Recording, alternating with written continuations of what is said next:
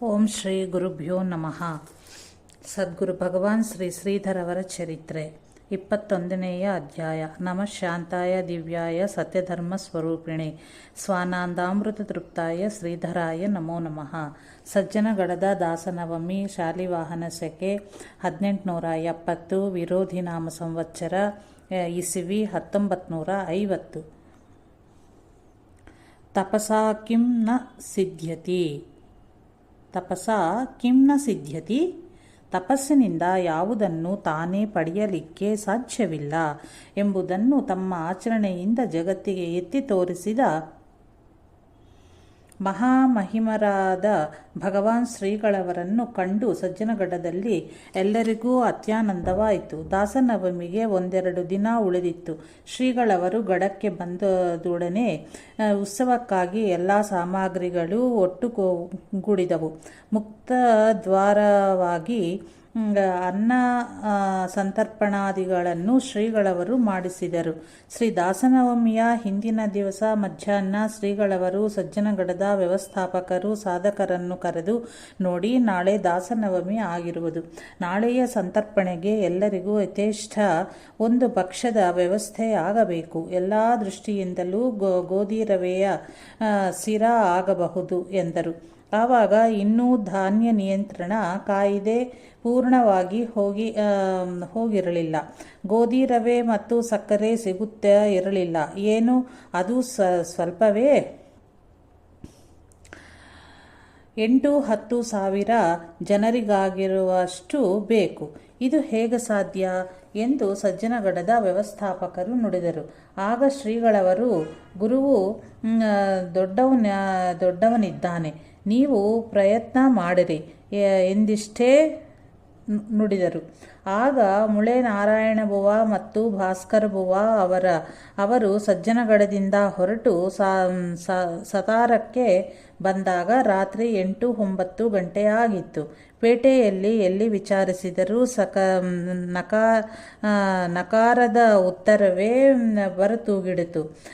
ಅವರಾದರೂ ಇದ್ದರೆ ತಾನೇ ಕೊಡುವುದು, ಕೊನೆಗೆ ಇನ್ನೇನು ಮಾಡುವುದು, ಇದು ನಮ್ಮ ಪರೀಕ್ಷೆಯೋ ಏನೋ ಎಂದು ಮನದಲ್ಲಿ ಚಿಂತಿಸುತ್ತಾ ಕುಳಿತಿರುವಾಗ ಅದೇನು ಪ್ರೇರಣೆಯೋ ಏನೋ ಸತಾರ ಪೇಟೆಯ ಹೊರಗೆ ಬಂದು ಸೈನಿಕ ತಂಡವು ತಂಗಿರುವ ಸಮಾಚಾರವು ತಿಳಿತು.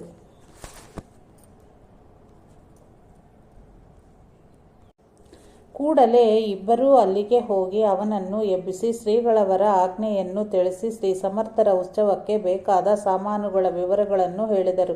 ಆಗ ಅವನಿಗೆ ಏನನಿಸಿತೋ ಏನೋ, ಕೂಡಲೇ ಉಗ್ರಾಣದಿಂದ ಇವರಿಗೆ ಬೇಕಾದಷ್ಟು ರವೆ ಮತ್ತು ಸಕ್ಕರೆಯನ್ನು ತೆಗೆಸಿ ತಮ್ಮದೇ ಆದ ವಾಹನದಲ್ಲಿ ಪರಳಿಯವರೆಗೆ ಸಾಗಿಸಿಕೊಟ್ಟರು. ಆಮೇಲೆ ಆಗಿಂದಾಗ ಗಡದ ಮೇಲೆ ತರಿಸಿ ಆ ಅಡಿಗೆಯ ಸಮಯಕ್ಕೆ ಸರಿಯಾಗಿ ಸಿದ್ಧವಾಯಿತು. ಇವರನ್ನು ಕಾಣುತ್ತಲೇ ಸರ್ವಜ್ಞರಾದ ಶ್ರೀಗಳವರು ಮಂದಹಾಸವನ್ನು ಬೀರುತ್ತಾ, ಏನು, ಎಲ್ಲ ಸಾಮಾನು ತಂದೀರಾ ಎಂದು ಕೇಳಿದರು. ಆಗ ನಾರಾಯಣ ಬುವ ಅವರು, ಸ್ವಾಮಿ, ಅಂತೂ ಈಗೇನು ಸಮರ್ಥರ ಕೃಪೆಯಿಂದ ದೊರಕಿತು, ತಂದೆವು. ಆದರೆ ಮುಂದೆ ಯಾವಾಗಲೂ ಇಂಥ ಪ್ರಸಂಗದಲ್ಲಿ ಈ ರೀತಿ ಆಜ್ಞೆ ಕೂಡಬಾರದೆಂದರು. ಇವರು ಶ್ರೀಗಳವರ ಸಾಧಕಾವಸ್ಥೆಯ ಮಿತ್ರರಾಗಿದ್ದರು. ಇವರ ಮಾತನ್ನು ಕೇಳಿ ಶ್ರೀಗಳವರು ಎಲ್ಲವೂ ಗುರುಕೃಪೆ ಎಂದು ಹೇಳಿ ಮುಗುಳಕ್ಕರು. ತಾವೊಬ್ಬರೇ ಎಲ್ಲಿಯಾದರೂ ಹೋಗಿ ಕೆಲವು ದಿವಸ ಏಕಾಂತದಲ್ಲಿ ಇರಬೇಕೆಂದು ಶ್ರೀಗಳವರು ಕೆಲವು ದಿವಸಗಳಿಂದ ಯೋಚಿಸುತ್ತಿದ್ದರು. 1-2 ಸಲ ಶಿಷ್ಯರಲ್ಲಿ ಪ್ರಸ್ತಾವವನ್ನು ತಿಳಿಸಿಯೂ ಇದ್ದರು. ಹೀಗಾಗಿಯೇ ಹಿಂದೆ ಶೀಗೇಹಳ್ಳಿಯಲ್ಲಿ ಕತ್ತೇರಿ ಮನೆಗೆ ಶ್ರೀಗಳವರು ಹೋದಾಗ ಗಣಪತಿ ಮಾಸ್ತರರಿಗೆ ಸಂಶಯ ಬಂದು ರಾತ್ರಿ ಶ್ರೀಗಳವರು ವಿಶ್ರಾಂತಿಗೆ ಹೋದಾಗ ಹೊರಗಿನಿಂದ ಬಾಗಿಲಿನ ಚಿಲಕ ಹಾಕಿಬಿಟ್ಟಿದ್ದರು. ಹೇಳದೆ ಹೋಗಬಾರದು ಎಂಬ ಇದರಲ್ಲಿಯ ಸಾತ್ವಿಕ ಹೇತುವನ್ನು ನೋಡಿ ಶ್ರೀಗಳವರು ಮಂದಹಾಸವನ್ನು ಬೀರಿ ಸುಮ್ಮನಾಗಿದ್ದರು. ಈಗ ಗಡಕ್ಕೆ ಬಂದ ಮೇಲೆ ಆ ಇಚ್ಛೆಯು ಪ್ರಬಲವಾಗತೂಗಿಡಿತು. ಒಂದಲ್ಲ ಒಂದು ದಿನ ಯಾರಿಗೂ ಹೇಳದೆ ಕೇಳದೆ ಹೋಗುತ್ತೇನೆ ಎಂದು ಶ್ರೀಗಳವರು ಮಾಸ್ತರರಿಗೆ ತಿಳಿಸಿಯೂ ಬಿಟ್ಟರು. ಅದನ್ನು ಕೇಳಿ ನಮ್ಮ ಎದುರಿನಲ್ಲಿ ನೀವು ಹೋಗುವುದಕ್ಕಿಂತ ನಾವೇ ಮೊದಲು ಊರಿಗೆ ಹೋಗಿ ಬಿಡುತ್ತೇವೆ ಎಂದು ಹೇಳಿದರು. ಇದಕ್ಕೆ ಸರಿಯಾಗಿ ಕುಗ್ವೆ ನಾರಾಯಣಪ್ಪನವರು ಸಜ್ಜನಗಡಕ್ಕೆ ಬಂದರು. ಅವರನ್ನು ಅಲ್ಲಿಯೇ ಉಳಿಯುವಂತೆ ಹೇಳಿ ಮಾಸ್ತರರು ಮತ್ತು ಮೇಲಿನ ಮನೆ ನಾರಾಯಣಪ್ಪನವರು ಶ್ರೀಗಳವರ ಅನುಮತಿಯನ್ನು ಪಡೆದು ಊರಿಗೆ ತೆರಳಿದರು. ಉತ್ಸವ ಕಳೆದು 4-6 ದಿನಗಳಾದ ಮೇಲೆ ಒಂದು ದಿನ ರಾತ್ರಿ ವಿಶ್ರಾಂತಿ ತೆಗೆದುಕೊಳ್ಳುತ್ತಿದ್ದ ಶ್ರೀಗಳವರು ಯಾರಿಗೂ ಹೇಳದೆ ಸಜ್ಜನಗಡದಿಂದ ಹೊರಟು ಹೋದರು.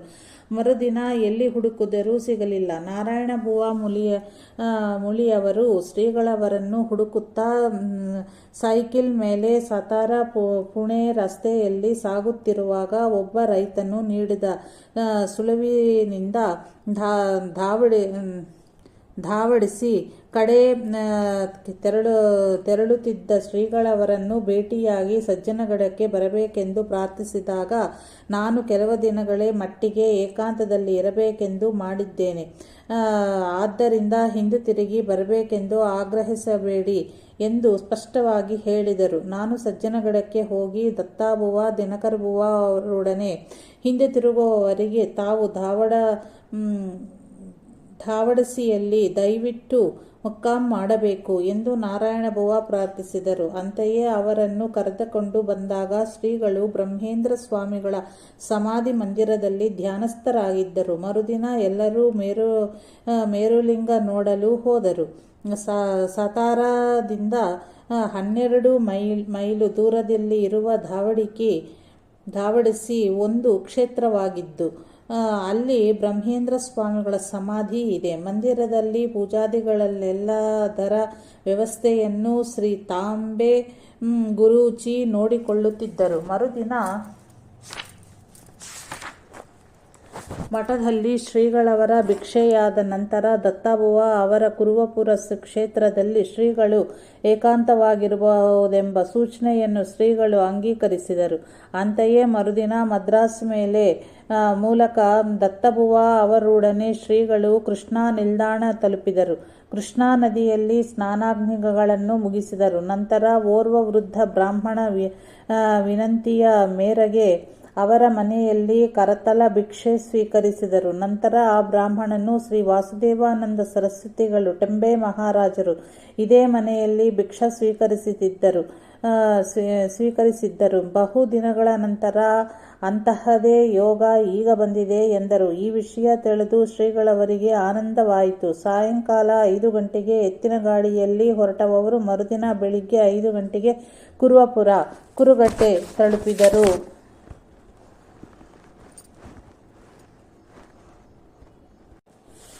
ಕುರುಗಡ್ಡೆ ಇಸವಿ 1950. ಶ್ರೀಗಳವರು ಕುರುಗಡ್ಡೆಗೆ ಬಂದು ದೇವದರ್ಶನಾದಿಗಳನ್ನು ಮಾಡಿ ಕೆಲವು ದಿವಸ ಇಲ್ಲಿ ಏಕಾಂತವಾಗಿರುವುದೆಂದು ನಿಶ್ಚಯಿಸಿ ಅದಕ್ಕೆ ಅನುಕೂಲವಾದ ಕೃಷ್ಣಾ ನದಿಯ ದಂಡೆಯಲ್ಲಿ ಇದ್ದು ಒಂದು ಗುಹೆಯಲ್ಲಿ ಕುಟೀರವನ್ನೇ ವಾಸಕ್ಕಾಗಿ ಆರಿಸಿಕೊಂಡರು.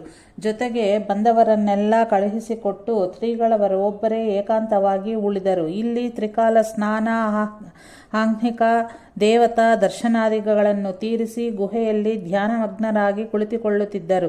ಕೃಷ್ಣಾಯ ಸ್ನಾನ, ಕಹಿಬೇವಿನ ಸೊಪ್ಪಿನ ರಸದ ಪಾನ, ಆತ್ಮರೂಪದ ಧ್ಯಾನ ಇದುವೇ ಶ್ರೀಗಳವರ ಆಹಾರ ವ್ಯವಹಾರಗಳು ಆಗಿದ್ದು ದಿನಗಳು ಆನಂದವಾಗಿ ಸಾಗುತ್ತಿದ್ದವು. ಕುರುಗಡ್ಡೆಗೆ ಶ್ರೀಗಳವರು ಬಂದು ಇನ್ನೂ ಹೆಚ್ಚು ದಿನಗಳಾಗಿರಲಿಲ್ಲ. ಶ್ರೀಗಳವರು ತ್ರಿಕಾಲ ಸ್ನಾನಕ್ಕೆ ಶಿಷ್ಯರೊಡಗೂಡಿ ಶ್ರೀಕೃಷ್ಣಾ ನದಿಗೆ ಹೋಗುತ್ತಿದ್ದರು. ಎಂದಿನಂತೆ ಒಂದು ದಿವಸ ಶ್ರೀಗಳವರು ಪಾದುಕಗಳನ್ನು ನದಿಯ ದಡದ ಮಳಲ ದಂಡೆಯ ಮೇಲೆ ಕಳಬಿಟ್ಟು ಶೌಚಾದಿಗಳನ್ನು ತೀರಿಸಿ ಸ್ನಾನಕ್ಕೆ ನದಿಗೆ ಇಳಿದರು. ಜೊತೆಗಿದ್ದ ಶಿಷ್ಯರು ಶ್ರೀಗಳವರ ಬಟ್ಟೆಗಳನ್ನು ಒಗೆದು ಹಾಕಿ ಪಾದುಕಗಳನ್ನು ತೊಳೆಯಕ್ಕೆಂದು ನೋಡ ಹೋದರೆ ಎಲ್ಲಿ ಶ್ರೀಗಳವರು ಪಾದುಕಗಳನ್ನು ಕಳಚಿಬಿಟ್ಟಿದ್ದರೋ ಅಲ್ಲಿ ಪಾದುಕಗಳು ಕಾಣಿಸಲಿಲ್ಲ. ಎಷ್ಟೇ ಹುಡುಕಿದರೂ ಶಿಷ್ಯರಿಗೆ ಪಾದುಕಗಳು ಸಿಗಲಿಲ್ಲ. ಶಿಷ್ಯರಿಗೆ ತುಂಬ ಆಶ್ಚರ್ಯವೂ ಖೇದವೂ ಆಯಿತು. ಆದರೆ ಮಾಡುವುದು ಏನು? ಶ್ರೀ ಗುರುಗಳ ಬರಿಯ ಕಾಲಿನಲ್ಲಿ ನಡೆಯಬೇಕಾಗಿತ್ತಲ್ಲ ಎಂದುಕೊಂಡು ಶಿಷ್ಯರು ಸಾಧಾರಣ ರೀತಿಯ ಒಂದು ಹೊಸ ಪಾದುಕೆ ಜೊತೆಯನ್ನು ತಯಾರಿಸಿದರು. ಕೆಲವು ದಿನ ಅದನ್ನೇ ಶ್ರೀಗಳವರು ಉಪಯೋಗಿಸುತ್ತಿದ್ದರು. 6-8 ದಿನಗಳು ಕಳೆಯುವಷ್ಟರಲ್ಲಿ ಹೀಗೆಯೇ ಒಂದು ದಿನ ಮಧ್ಯಾಹ್ನ ಸ್ನಾನಕ್ಕೆ ತೆರಳಿದಾಗ ಹಿಂದೆ ಶ್ರೀಗಳವರಿಟ್ಟಿದ್ದ ಸ್ಥಳದಲ್ಲಿಯೇ ಆ ಪಾದುಕೆಗಳು ಗೋಚರಿಸಿದವು. ಆದರೆ ಇಂದು ಅವು ಗಂಧ, ಅಕ್ಷತೆ, ತುಳಸಿ ಇತ್ಯಾದಿಗಳನ್ನು ಏರಿಸಲ್ಪಟ್ಟಿದ್ದಾಗಿದ್ದವು. ಈಗ ತಾನೇ ಪೂಜಿಸಿ ಇಟ್ಟಂತೆ ಕಂಡು ಬರುತ್ತಿತ್ತು. ಇದನ್ನು ನೋಡಿ ಸೇವಕರಿಗೆ ಆದ ಆಶ್ಚರ್ಯ ಅಷ್ಟು ಇಷ್ಟು ಅಲ್ಲ. ಕೊನೆಗೆ ಶ್ರೀಗಳವರನ್ನು ಕೇಳಲು ಸ್ಥಾನ ದೇವತೆಗಳು ಹೀಗೆ ಪಾದುಕೆಗಳನ್ನು ಕೊಂಡೊಯ್ದು ಪೂಜಾದಿಗಳನ್ನು ಮಾಡಿ ತಂದಿಡುವುದು ಉಂಟು. ಇಂತಹ ಸಂದರ್ಭದ ಅನುಭವಗಳು ನನಗೆ ಕೆಲವು ಸಾರಿ ಆಗಿವೆ ಎಂದು ಉತ್ತರಿಸಿದರು. ಗುರು ಕೃಪಾ ಪ್ರಸಾದೇನ ಬ್ರಹ್ಮ ವಿಷ್ಣು ಮಹೇಶ್ವರ ಸಮರ್ಥಾಸಾದೋ ಹಿ ಕೇವಲಂ ಗುರು ಸೇವೆಯ. ಶ್ರೀ ಗುರುವಿನ ಕೃಪಾನುಗ್ರಹದಿಂದಲೇ ಬ್ರಹ್ಮವಿಷ್ಣು ಮಹೇಶ್ವರರು ಕೂಡ ತಮ್ಮ ಕರ್ತವ್ಯಗಳಲ್ಲಿ ದಕ್ಷರಾಗಿದ್ದಾರೆ. ಗುರುವಿನ ಅನುಗ್ರಹವಾದರೂ ಅವರ ಸೇವೆಯಿಂದ ದೊರಕುತ್ತದೆ. ಹೀಗೆ ವಿಚಾರ ಮಾಡಿದಲ್ಲಿ ಅವರು ಶ್ರೀಗುರು ಪಾದುಕೆಗಳನ್ನು ಒಯ್ದು ಸೇವೆ ಮಾಡಿದಿರುವುದರಲ್ಲಿ ಆಶ್ಚರ್ಯವೇನೂ ಇಲ್ಲ. ಶ್ರೀಗಳವರು ಆಗಾಗ ಕೆಲವೊಂದು ಸಂದರ್ಭದಲ್ಲಿ ತಮ್ಮ ಶಿಷ್ಯರಿಗೆ ಮಕ್ಕಳಿರ ಶ್ರೀ ಗುರು ಸೇವೆ ಎಂಬುದು ಬಹಳ ದುರ್ಲಭವಾಗಿದೆ. ನನ್ನ ಸೇವೆಯನ್ನು ಮಾಡಲು ದೇವತೆಗಳು ತಾನು ಮುಂದು ಎಂದು ಹಾತುರಿಯುತ್ತಾರೆ. ಅವರು ಎಷ್ಟೋ ಚೆನ್ನಾಗಿ ನನ್ನ ಸೇವೆಯನ್ನು ಮಾಡುವವರು.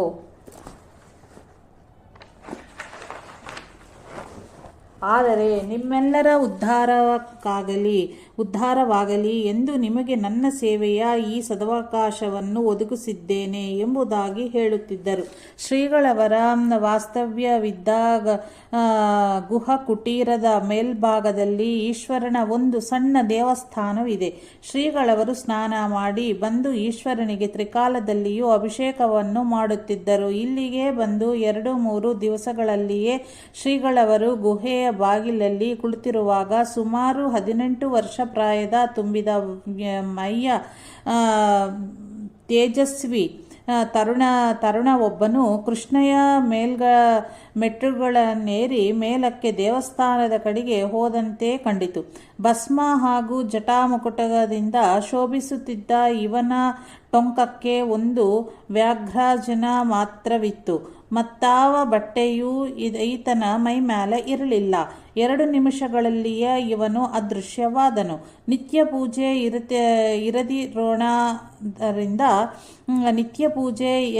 ಇರದಿರೋಣದಿಂದ ಇಲ್ಲಿಯ ಈಶ್ವರನ ಸಾನ್ನಿಧ್ಯವೂ ತಪ್ಪಿ ಅದು ಶ್ರೀಕೃಷ್ಣಯಲ್ಲಿ ಇತ್ತು.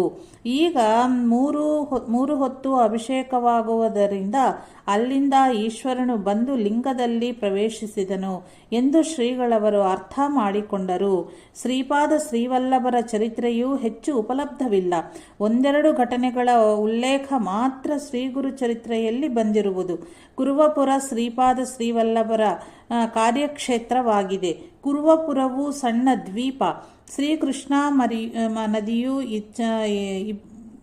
ಇಬ್ಬಾಗವಾಗಿ ಹರಿದು ಮಧ್ಯದಲ್ಲಿ ದ್ವೀಪ ನಡುಗಡ್ಡೆಯಂತಿರುವುದರಿಂದ ಇದಕ್ಕೆ ಕುರುಗಡ್ಡೆ ಎಂತಲೂ ಕರೆಯುವರು. ಇದೊಂದು ಸಣ್ಣ ಹಳ್ಳಿ. ಯಾತ್ರಿಕರನ್ನು ಹರಿಗೋಳುಗಳ ಮೂಲಕ ದಾಟಿಸುವುದಕ್ಕೆ ಅಲ್ಲಿ ಜನರು ಇರುವರು. ಇದು ಶ್ರೀಪಾದರ ಕಾಲದಲ್ಲಿ ಒಳ್ಳೆಯ ವೈಭವದಿಂದ ಮಠದ ಸ್ಥಳ. ವೈಭವದಿಂದಿದ್ದ ಮಠದ ಸ್ಥಳ. ಇಲ್ಲಿ ಮೊದಲು ಅಗ್ರಹಾರವಿತ್ತು. ಬೇಸಿಗೆಯಲ್ಲಿ ನೀರು ಅಲ್ಪವೇ ಇದ್ದರೂ ಮಳೆಗಾಲದಲ್ಲಿ ನೀರು 4 ದಿಕ್ಕಿನಿಂದ ವ್ಯಾಪಿಸಿರುವುದು. ಶ್ರೀಪಾದರ ಸಮಾಧಿಯು ಚಿಕ್ಕದಿದ್ದು ಈ ಸಮಾಧಿ ಮಂದಿರವೂ ಸಹ ಚಿಕ್ಕದಾಗಿಯೇ ಇದೆ. ಸುತ್ತಲೂ ಚಂದ್ರಸಾಲೆ ಇದೆ. ದೇವಸ್ಥಾನದ ಪ್ರಾಕಾರದ ಹೊರಗೆ ಕೃಷ್ಣಗೆ ಹೋಗುವ ಹಾದಿಯಲ್ಲಿ ಸಾಧಕರಿಗಾಗಿ ಕೆಲವು ಕುಟಿಗಳಿವೆ. ದೇವಸ್ಥಾನಕ್ಕೆ ಹೋಗಬೇಕಾದರೆ ಬಲಬದಿಗೆ ಒಂದು ಸಣ್ಣ ಹಾದಿ ಸಿಕ್ಕುವುದು. ಇದೇ ಶ್ರೀಗಳವರಿದ್ದ ಆ ಗುಹೆಯ ಹಾದಿ. ನದಿಯಲ್ಲಿ ನೀರು ಕಡಿಮೆ ಇದ್ದರೆ ಇಲ್ಲಿಂದ ಮುಂದೆ 1-2 ಮೈಲಿ ಆಚೆ ಇರುವ ಶ್ರೀಪಾದರ ಮಠದ ಸ್ಥಳವನ್ನು ತೋರಿಸುವರು.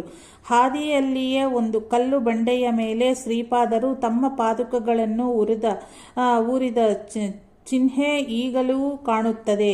ಕುರುಗಡ್ಡೆಗೆ ಬರುವಾಗ ಕೃಷ್ಣೆಯ ಪ್ರವಾಹದಲ್ಲಿಯೇ ಸ್ವಲ್ಪ ಎತ್ತರದಲ್ಲಿ ಅಗಲವಾದ ಕಲ್ಲಿನ ಬಂಡೆಯ ಮೇಲೆ ಶ್ರೀಪಾದರು ಸೂರ್ಯ ನಮಸ್ಕಾರಗಳನ್ನು ಹಾಕುವಾಗ ಬಿದ್ದ ಅವರ ಛಾಯೆಯ ಅಚ್ಚು ಯಾತ್ರಿಕರಿಗೆ ಕಂಡುಬರುವುದು. ಅಲ್ಲಿಂದ ಸ್ವಲ್ಪ ದೂರದಲ್ಲಿ ಒಂದು ದೊಡ್ಡ ಶಿಲೆ ಇದ್ದು ಅದರಲ್ಲಿ ಒಂದು ಗುಹೆ ಕೊರೆಯಲಾಗಿದೆ. ಆ ಗುಹೆಯಲ್ಲಿ ಶ್ರೀ ವಾಸುದೇವಾನಂದ ಸರಸ್ವತಿಗಳು ಕುಳಿತುಕೊಳ್ಳುತ್ತಿದ್ದರಂತೆ. ಶ್ರೀಗಳವರು ಕುರುಗಡ್ಡೆಯಲ್ಲಿ ಇದ್ದಾರೆ ಎಂದು ದತ್ತವ್ವ ಅವರಿಂದ ತಿಳಿದು ಶ್ರೀ ಗಣಪತಿ ಮಾಸ್ತರರು ಕುವೆ ಹಿಟ್ಟು, ಅರಾರೋಟು, ಸ್ವಲ್ಪ ಹಣ ಕಾಸು ತೆಗೆದುಕೊಂಡು ಬಂದರು. ನರಸೋಬವಾಡಿಯಿಂದ ದತ್ತನು ದೃಷ್ಟಾಂತದಲ್ಲಿ ನೀಡಿದ ಆದೇಶದಂತೆ ಬಂದು ಸೇವೆ ಸಲ್ಲಿಸುತ್ತಿದ್ದ ಕೇಶವದಾಸರು ಶ್ರೀಗಳವರು ಮಣ್ಣಿನ ಪಾತ್ರೆಯಲ್ಲಿ ಕಹಿ ಬೇವಿನ ರಸವನ್ನು ಕುಡಿಯುವುದನ್ನು ಕಂಡು ಬಹಳ ವ್ಯಥೆಗೊಂಡು ಕಣ್ಣಲ್ಲಿ ನೀರು ತುಂಬಿತು. ಸ್ವಾಮಿ, ಎಷ್ಟೋ ಲಕ್ಷಾಧಿಕರು ತಮಗೆ ಶಿಷ್ಯರು ಭಕ್ತರೂ ಇದ್ದಾರೆ. ಹೀಗಾಗಿದ್ದರೆ ತಾವು ಇಷ್ಟು ಕಷ್ಟಪಡುವುದು ಏಕೆ ಎಂದರು. ಆಗ ಶ್ರೀಗಳವರು ನಾವು ಸನ್ಯಾಸಿಗಳು ವಿರಕ್ತರಿಗೆ ಇದರಲ್ಲಿ ಸುಖ ಕಂಡಷ್ಟು ಮತ್ಯಾವ ಐಶ್ವರ್ಯದಲ್ಲೂ ಕಾಣುವುದಿಲ್ಲ ಎಂದು ಅವರನ್ನು ಸಂತೈಸಿದರು. ಚಾತುರ್ಮಾಸ್ಯವು ಸಮೀಪಿಸುತ್ತಿತ್ತು. ಜ್ಯೇಷ್ಠ ಮಾಸ. ಕುರುಗಡ್ಡೆಗೆ ಹೊಸದಾಗಿ ಒಬ್ಬರು ಬ್ರಹ್ಮಚಾರಿಗಳು ಅನುಷ್ಠಾನಕ್ಕೆ ಬಂದಿದ್ದರು. ಒಳ್ಳೆಯ ನಿಷ್ಠರು. ಬೆಳಿಗ್ಗೆ ಸ್ನಾನಾಗ್ನಿಗಳನ್ನು ತೀರಿಸಿ ಈಶ್ವರನಿಗೆ ಏಕಾದಶ ರುದ್ರಾಭಿಷೇಕವನ್ನು ಮಾಡಿ ಜಪಕ್ಕೆ ಮಧ್ಯಾಹ್ನವರೆಗೆ ಕುಳಿತು ಆಮೇಲೆ ತಮ್ಮ ಕೈಯಿಂದ ಅಡಿಗೆ ಮಾಡಿಕೊಂಡು ಊಟವನ್ನು ಮಾಡುತ್ತಿದ್ದರು. ಯಾರ ಸಂಗಡವೂ ಇವರ ಬಳಿಗೆ ಇರಲಿಲ್ಲ. ಇವರು ಶ್ರೀಗಳವರ ದರ್ಶನಕ್ಕೂ ಬಂದಿರಲಿಲ್ಲ. ಇವರೆಷ್ಟು ಅಹಂಕಾರಿಗಳು. ಶ್ರೀಗಳವರನ್ನು ಕಂಡು ಬಂದು ಸಾರಿ ಕೈ ಸಹ ಮುಗಿಯುವುದಿಲ್ಲ ಎಂದು ಯಾರೋ ಹೇಳಿದಕ್ಕೆ ಶ್ರೀಗಳವರು ತಮ್ಮ ತತ್ವನ್ನ ಅರಿಸಿಕೊಳ್ಳುವವನಿಗೆ ಉಪಾಸನಾ ಕ್ರಮವಾಗಿ ದೇವರು, ಗುರುಗಳು, ಗುರುರೂಪಿಗಳಾದ ಚತುರ್ಥಾಶ್ರಮಗಳವರು ಶ್ರೇಷ್ಠರು.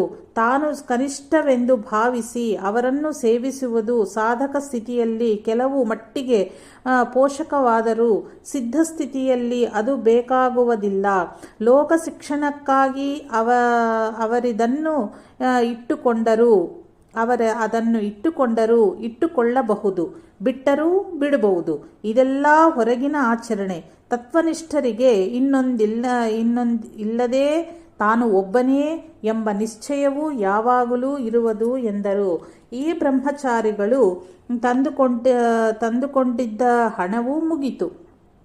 ಚಾತುರ್ಮಾಸ್ಯವನ್ನು ಇಲ್ಲೇ ಕಳೆಯಬೇಕು ಎಂದು ಇವರ ಯೋಚಿಸುತ್ತಿದ್ದರು. ಆಗ ಅವರು ಶ್ರೀಗಳವರ ಹತ್ತಿರ ಬಂದು ನಮಸ್ಕರಿಸಿ ತಾವು ಚಾತುರ್ಮಾಸ್ಯದ ಖರ್ಚು ನಡೆಸಿಕೊಟ್ಟಲ್ಲಿ ನನಗೆ ಚಾತುರ್ಮಾಸ್ಯವನ್ನು ಇಲ್ಲಿಯೇ ನಡೆಸಬೇಕೆಂಬ ಮನಸ್ಸಿದೆ ಎಂದರು. ಆಗ ಶ್ರೀಗಳವರು ಆನಂದವಾಗಿ ಇರಿ, ಅವಶ್ಯವಾಗಿ ಅನುಕೂಲ ಮಾಡಿಕೊಡುತ್ತೇನೆ ಎಂದು ಹೇಳಿ 150 ರೂಪಾಯಿಗಳನ್ನು ಗಣಪತಿ ಮಾಸ್ತರರಿಗೆ ಹೇಳಿ ಕೊಡಿಸಿದರು.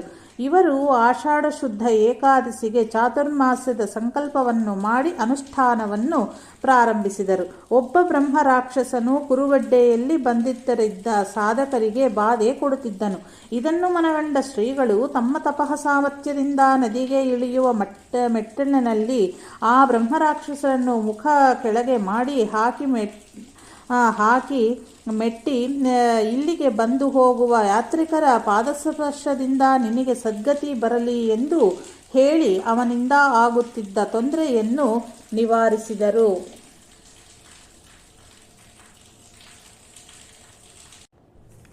ಶ್ರೀಗಳವರು ಶಾಲಿವಾಹನ ಶಕೆ 1872 ಶ್ರೀ ವಿಕೃತಿ ನಾಮ ಸಂವತ್ಸರ ಶನಿವಾರ ಜುಲೈ 29, 1950 ಆಷಾಢ ಶುದ್ಧ ಪೌರ್ಣಮಿ ಯಥಾಸಾಂಗವಾಗಿ ಶ್ರೀ ವ್ಯಾಸಪೂಜೆಯನ್ನು ನೆರವೇರಿಸಿ 2 ತಿಂಗಳಿನ ಸಂಕಲ್ಪ ಮಾಡಿ ತಮ್ಮ 8ನೆಯ ಚಾತುರ್ಮಾಸ್ಯದ ವ್ರತವನ್ನು ಕೈಗೊಂಡರು. ಈ ದಿನ ದೇವಸ್ಥಾನದಲ್ಲಿಯೂ ಅಭಿಷೇಕ, ಪೂಜೆ, ನೈವೇದ್ಯಾದಿ ಸೇವೆಯನ್ನು ಶ್ರೀಗಳವರು ಮಾಡಿಸಿದರು. ಶ್ರಾವಣ ಮಾಸದಲ್ಲಿ 1 ತಿಂಗಳು ದೇವಸ್ಥಾನದಲ್ಲಿ ಅರ್ಚಕರಿಂದ ಅಭಿಷೇಕ ಪೂಜೆಯನ್ನು ಮಾಡಿಸಿ ನಿತ್ಯವೂ ಒಂದಲ್ಲ ಒಂದು ರೀತಿಯ ಪಕ್ವಾನ್ನ ನೈವೇದ್ಯವನ್ನು ಶ್ರೀಪಾದರಿಗೆ ಮಾಡುತ್ತಾ ಬನ್ನಿ. ನಿಮ್ಮೆಲ್ಲರಿಗೂ ಸಾಕಾಗುವಷ್ಟು ಪಕ್ವಾನ್ನವನ್ನು ಮಾಡಿರೆಂದು ಅರ್ಚಕರಿಗೆ ಶ್ರೀಗಳವರ ಅಪ್ಪಣೆ ಆಗಿತ್ತು. ಶ್ರೀಪಾದರ ಜಯಂತಿಯ ದಿವಸ ವಿಶೇಷ ಪೂಜೆ ನೈವೇದ್ಯ ಮಾಡುವಂತೆ ಹೇಳಿದರು. ಅಲ್ಲದೆ ದೇವರ ಅಭಿಷೇಕ ನೈವೇದ್ಯದ ಹಾಲಿನ ವ್ಯವಸ್ಥೆಗಾಗಿ 1 ಆಕಳನ್ನು ಕರು ಸಹಿತವಾಗಿ ಖರೀದಿಸಿ ಅರ್ಚಕರಿಗೆ ಕೊಟ್ಟರು. ಮುಂದೆಯೂ ಇಲ್ಲಿಗೆ ಸೇವೆಗಾಗಿ ಪ್ರತಿ ವರ್ಷವೂ 101 ರೂಪಾಯಿಯಂತೆ ಶ್ರೀಗಳವರು ದೇಹ ಬಿಡುವವರಿಗೆ ಕಳುಹಿಸುತ್ತಿದ್ದರು. ಈ ಸಮಯದಲ್ಲಿ ದತ್ತಸ್ತವರಾಜ ಎಂಬ ಒಂದು ಸಂಸ್ಕೃತ ಕಾವ್ಯದ ರಚನೆಯು ಶ್ರೀಗಳವರಿಂದ ಆಯಿತು. ಶ್ರೀ ದತ್ತನಿಂದ ಪ್ರಾಸಾದಿತವಾದ ಈ ಗ್ರಂಥದಲ್ಲಿ 157 ಶ್ಲೋಕಗಳು ಬೇರೆ ಬೇರೆ ಛಂದಸ್ಸುಗಳಲ್ಲಿ ಇರುವವು. ಇದಕ್ಕೆ ಮೈಸೂರು ಆಸ್ಥಾನ ವಿದ್ವಾಂಸರಾದ ಶ್ರೀ ವಿಠ್ಠಲ ಶಾಸ್ತ್ರಿಗಳು ಪ್ರಸ್ತಾವನೆ ಹಾಗೂ ಕನ್ನಡ ಟೀಕೆಯನ್ನು ಬರೆದಿರುವರು. ಇದು ಕನ್ನಡ ಮತ್ತು ಮರಾಠಿ ಟೀಕೆಯೊಂದಿಗೆ ಮುದ್ರಿಸಲ್ಪಟ್ಟು ಪ್ರಸಿದ್ಧವಾಗಿದೆ.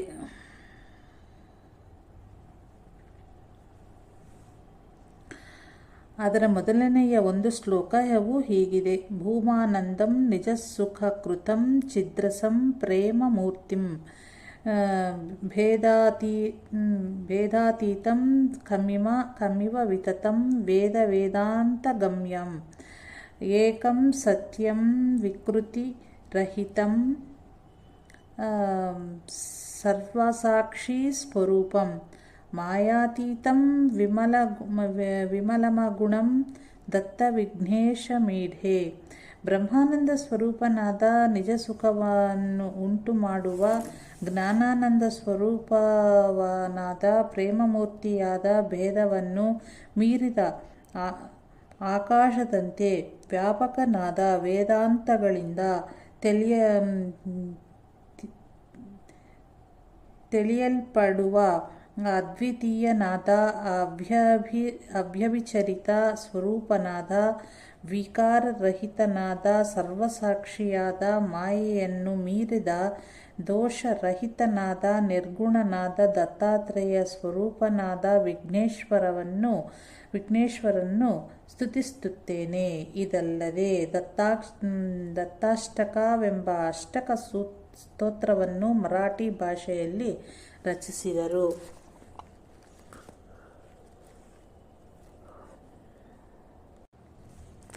ಶ್ರೀಗಳವರು ಕೆಲವೊಮ್ಮೆ ವಿನೋದ ಸ್ವಭಾವವನ್ನು ವ್ಯಕ್ತಪಡಿಸುತ್ತಿದ್ದವನ್ನು ಹಿಂದೆಯೂ ನೋಡಿದ್ದಾಗಿದೆ. ಶ್ರೀಗಳವರ ವಿನೋದದಲ್ಲಿಯೂ ಏನೋ ಒಂದು ತಾತ್ಪರ್ಯವಿದ್ದು ವಿನೋದವು ಅರ್ಥಗರ್ಭಿತವಾಗಿ ಇರುತ್ತಿತ್ತು. ಇದು ಮಹಾತ್ಮರ ಸ್ವಭಾವ. ಅವರ ಕೃಪೆಯಾದಾಗಲೇ ಅದರ ಅರ್ಥ ಸಾಮಾನ್ಯರಿಗೆ ತಿಳಿಯುವುದು. ಇದಕ್ಕೆ ಒಂದು ಉದಾಹರಣೆಯನ್ನು ಇಲ್ಲಿ ಕೊಡಬಹುದು. ಕುಗ್ವೆ ನಾರಾಯಣಪ್ಪ ಮತ್ತು ಮಾಸ್ತರರು ವೈಶಾಖ ಮಾಸದಲ್ಲಿ ಗುರುಗಡ್ಡಿಗೆ ಶ್ರೀಗಳವರ ಸನ್ನಿಧಿಗೆ ಬಂದಿದ್ದರು. ಅಲ್ಲಿ 2-2.5 ತಿಂಗಳು ಇದ್ದು ಸೇವೆ ಸಲ್ಲಿಸಿದರು.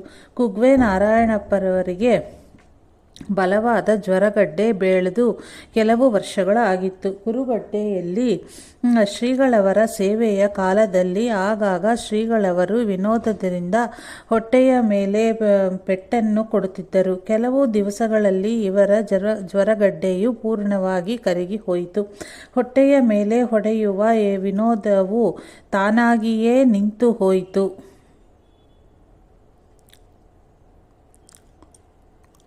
ಆವಾಗ ಇವರಿಗೆ ಶ್ರೀಗಳವರ ವಿನೋದ ಅರ್ಥವಾಯಿತು.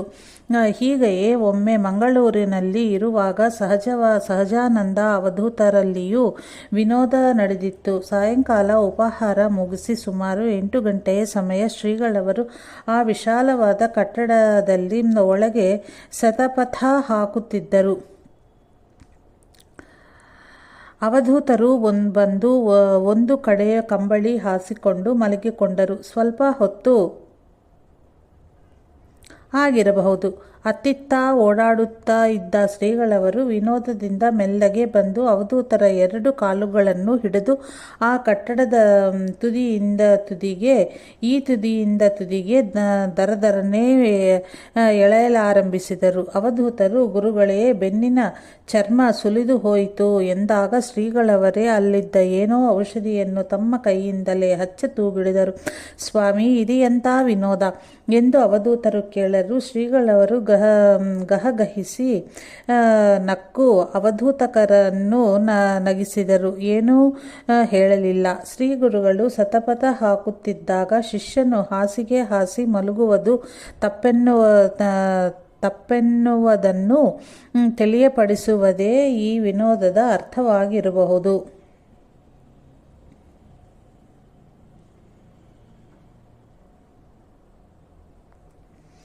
ಕುಗ್ವೆ ನಾರಾಯಣಪ್ಪನ ಜ್ವರಗಡ್ಡೆ ವಾಸಿಯಾಗಿ ಕೆಲವು ದಿನಗಳ ಅನಂತರ ಇವರಿಗೆ ಶ್ರೀಗಳರು ದತ್ತ ಮಂತ್ರೋಪದೇಶ ಮಾಡುವ ಸಂದರ್ಭದಲ್ಲಿ ದತ್ತನ ಧ್ಯಾನ ಶ್ಲೋಕವು ಒಮ್ಮೆಲೆ ಶ್ರೀಗಳವರಿಗೆ ಸಿಗಲಿಲ್ಲ.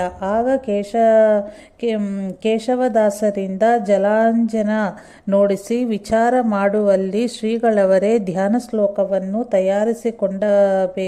ತಯಾರಿಸಿಕೊಡಬೇಕೆಂದು ಶ್ರೀಪಾದ ಶ್ರೀವಲ್ಲಭರ ಅಪ್ಪಣೆಯೇ ಆಯಿತು. ಆಗ ಶ್ರೀಗಳವರ ಮುಖಾರವಿಂದದಿಂದ ಒಂದು ಶ್ಲೋಕ ಸ್ಫುರಣೆಗೊಂಡಿತು.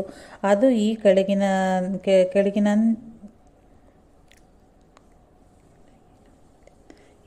ಕೆಳಗಿನಂತಿತ್ತು. ಯೋಗಾಜ್ಞಾನ ಪ್ರದಾತಾರಂ ದತ್ತಂ ಶ್ರೀಧರೂಪಿಣಂ ಆತ್ಮರೂಪಂ ಪರಂ ಸಂಸ್ಥಂ ದತ್ತಾತ್ರೇಯ ಉಪಾಸ್ಮಹೇ.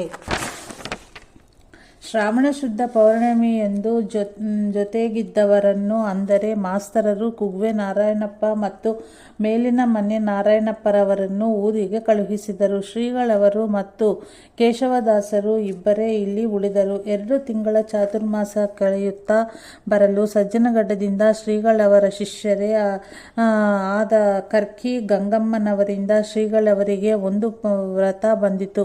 ಅದರಲ್ಲಿ, ಗುರುಗಳೇ, ನೀವು ಇಲ್ಲಿ ಶ್ರೀಧರ ಕುಟಿ ಕಟ್ಟಿಸಬೇಕೆಂದು ಅದಕ್ಕಾಗಿ ಕೊಂಡ ಮನೆಯು ಮುರಿದು ಬೀಳುತ್ತಿರುವುದನ್ನು ನೋಡಿ ಇಲ್ಲಿಯ ಕೆಲವು ಜನರು ಶ್ರೀಧರ ಸ್ವಾಮಿಗಳೆಂದರೆ ಮಹಾತ್ಮರಾಗಿದ್ದು ಜನಧನಗಳ ಸಹಾಯ ಬೇಕಾದಷ್ಟಿದ್ದರೂ ಅವರು ಕೊಂಡುಕೊಂಡ ಸ್ಥಳದ ಅವಸ್ಥೆ ಇದಾಗಿದೆ ಎಂದು ಉಪವಾಸ ಮಾಡುತ್ತಲಿದ್ದರೆ ಎಂದು ಮುಂತಾಗಿ ಶ್ರೀಧರ ಕುಟಿಯನ್ನು ನಿರ್ಮಿಸಲು ಎಷ್ಟು ಬೇಕೋ ಅಷ್ಟು ಉತ್ತೇಜನ ಪೂರ್ವಕವಾಗಿ ಬರೆದಿದ್ದಳು.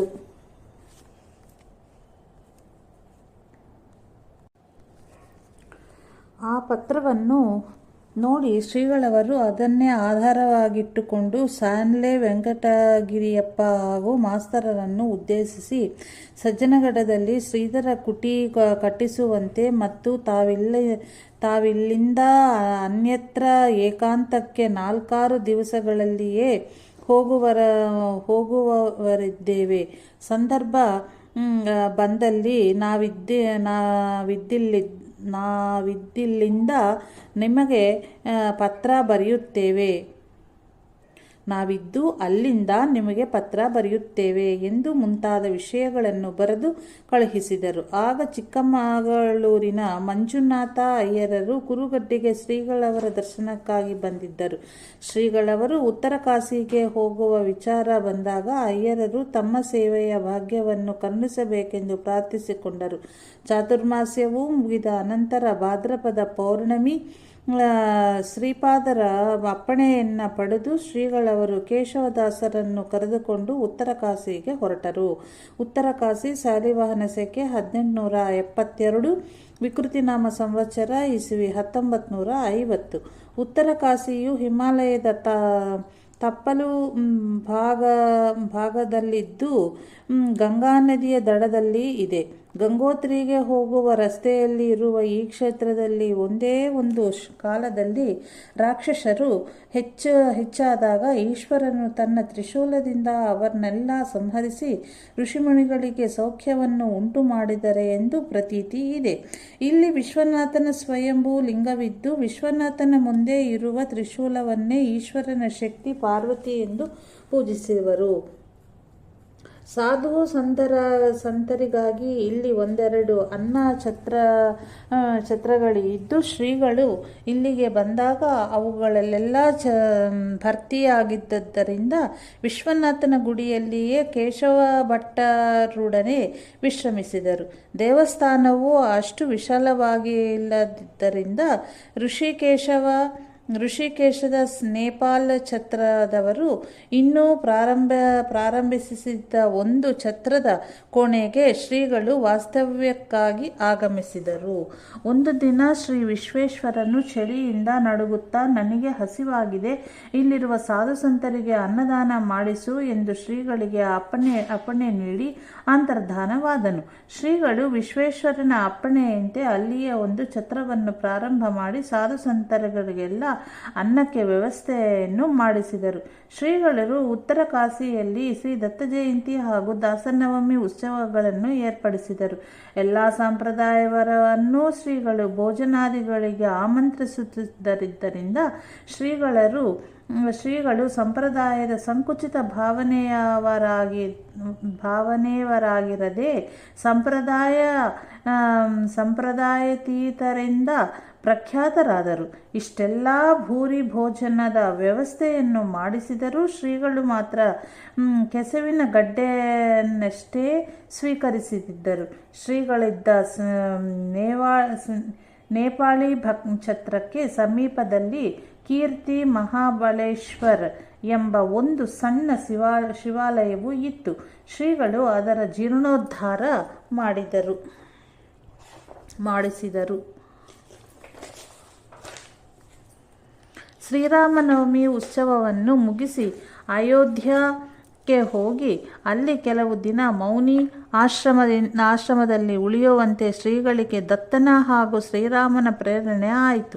ಶ್ರೀಗಳು ಶ್ರೀರಾಮನವಮಿ ಉತ್ಸವವನ್ನು ನೆರವೇರಿಸಿ ಋಷಿಕೇಶಕ್ಕೆ ಹೋಗಿ ಅಲ್ಲಿ ಬರಿಗೆ ನಾಗೇಂದ್ರ ಭಟ್ಟರಿಂದ ರಾಮಾಶ್ರಮದಲ್ಲಿ 2-3 ದಿನಗಳಿದ್ದು ಅಲ್ಲಿಂದ ಹರಿದ್ವಾರಕ್ಕೆ ಬಂದರು. ಹರಿದ್ವಾರದಲ್ಲಿ ಶ್ರೀಗಳು ಶಂಕರ ಮಠದಲ್ಲಿ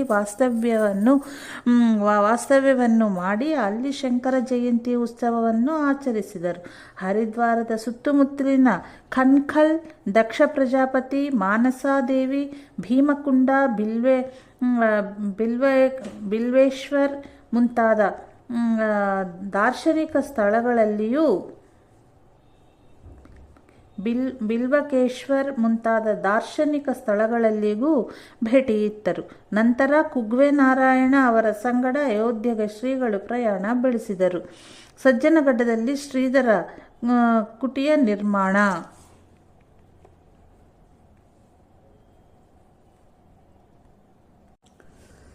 ಸಜ್ಜನಗಡ್ಡದಲ್ಲಿ ಶ್ರೀಧರ ಕುಟಿಯ ನಿರ್ಮಾಣ ಇಸವಿ 1951. ಸಜ್ಜನಗಡ್ಡದಲ್ಲಿ ಬಾಬುರಾವ ದೇಶಪಾಂಡೆಯವರ ಒಂದು ಹಳೆಯ ಮನೆ ಇತ್ತು. ಈ ಮನೆಯನ್ನು ಶ್ರೀಧರ ಕುಟಿಗಾಗಿ ಖರೀದಿಸಿದ್ದರು.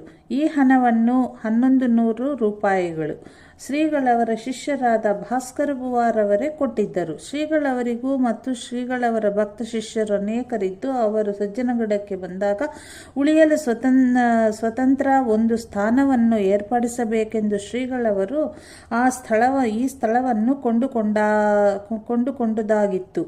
ಅಲ್ಲದೆ ಶ್ರೀ ಸಮರ್ಥ ಗುರುವಿನ ಸೇವೆಯನ್ನು ಹೆಚ್ಚಾಗಿ ಮಾಡಲು ಒಂದು ಸ್ವತಂತ್ರ ಸ್ಥಳದ ಅವಶ್ಯಕತೆಯೂ ಶ್ರೀಗಳವರಿಗೆ ಈ ಮೊದಲೇ ಕಂಡುಬಂದಿತ್ತು. ಕುರುಗಡ್ಡೆಯಿಂದ ಶ್ರೀಗಳವರು ಗಣಪತಿ ಮಾಸ್ತರರಿಗೆ ಪತ್ರ ಬರೆದು ತಿಳಿಸಿದ ಮೇರೆಗೆ ಗಣಪತಿ ಮಾಸ್ತರರು ಸಾಗರ, ಶಿವಮೊಗ್ಗ, ಸಿರಿಸಿ ಭಾಗಗಳಲ್ಲಿ ತಿರುಗಿ ಧನಾದಿಗಳ ಸಂಗ್ರಹವನ್ನು ಮಾಡಿದರು. ಕಲಸ ರಾಮಕೃಷ್ಣಯ್ಯ ಎಂಬುವವರು ಕೆಲವು ಹೊಸ ನಾಟಕಗಳನ್ನು, ಪುರದ ತಿಮ್ಮಪ್ಪನವರು ತಮ್ಮ ಒಂದು ಮನೆಯ ಹಳೆ ನಾಟಕವನ್ನು ಕೊಟ್ಟು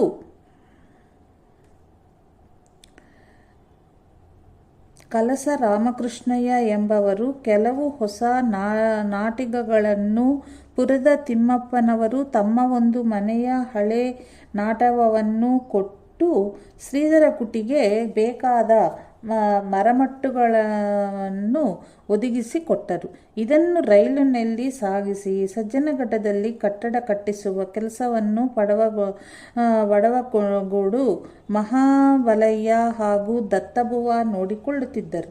ಮರದ ಕೆಲಸಕ್ಕೆ ನರಸಿಂಹ ಎಂಬ ಬಡಗಿ ಆಚಾರಿಯನ್ನು ಕರ್ನಾಟಕದಿಂದಲೇ ಕರೆದುಕೊಂಡು ಹೋಗಿದ್ದರು. ಕರ್ನಾಟಕದ ಭಕ್ತರು, ಸಾಧಕರು ತುಂಬ ಶ್ರಮದಾನವನ್ನು ಮಾಡಿದರು. ಮಹಾರಾಷ್ಟ್ರದ ಭಕ್ತ ವೃಂದದಲ್ಲಿಯೂ ವಿಪುಲ ಸಹಾಯ ದೊರಕಿತು. ಸಜ್ಜನಗಡ್ಡದ ಕೆಳಗಿನ ಪರಳಿಯಿಂದ, ಅಂದರೆ ಸಾಧಾರಣ 3 ಮೈಲು ತಗ್ಗಿನಿಂದ ಎಲ್ಲ ಸಾಮಾನುಗಳು ಹೊರೆಯು ಮೂಲಕವೇ ಮೇಲೆ ಹೋಗಬೇಕಾಗಿತ್ತು. ರಾಮನಾಮ ಹಾಗೂ ಶ್ರೀಗಳವರ ಜಯಘೋಷದೊಡನೆ ಮಕ್ಕಳಿನಿಂದ ಹಿಡಿದು ಮುದುಕರವರೆಗೆ ಸ್ತ್ರೀ ಪುರುಷರು ಸೇವೆಗೈಯುತ್ತಿದ್ದರು. ಶ್ರೀಗಳವರು ಉತ್ತರ ಕಾಶಿಗೆ ಹೋಗುವ ಮುನ್ನೆ ಮುಕ್ಕಾಲು ಭಾಗ ಕೆಲಸವಾಗಿತ್ತು. ಉತ್ತರ ಕಾಶಿಗೆ ಹೋಗುವ ಮುನ್ನ ಮುಕ್ಕಾಲು ಭಾಗ ಕೆಲಸವಾಗಿತ್ತು.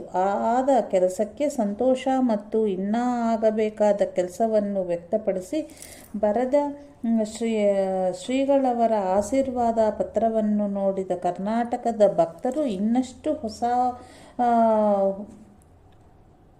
ಹುರುಪಿನಿಂದ ಕೆಲಸ ಮಾಡಿ ಮಳೆಗಾಲ ಬರುವುದರೊಳಗಾಗಿ ಪೂರ್ಣಗೊಳಿಸಿದರು. ಹೀಗೆ ಭಕ್ತಾದಿಗಳು ಶ್ರದ್ಧಾಭಕ್ತಿಯುಕ್ತ ಸೇವೆಯಿಂದ ನಿರ್ಮಿತವಾದ ಶ್ರೀಧರ ಕುಟಿಯು ಇಂದಿಗೂ ಶ್ರೀ ಸಜ್ಜನಗಡ್ಡದಲ್ಲಿ ಸಮರ್ಥರ ದರ್ಶನಕ್ಕೆ ಹೋಗುವಾಗ ದಾರಿಯಲ್ಲಿ ಮೊದಲು ಸಿಗುವುದು.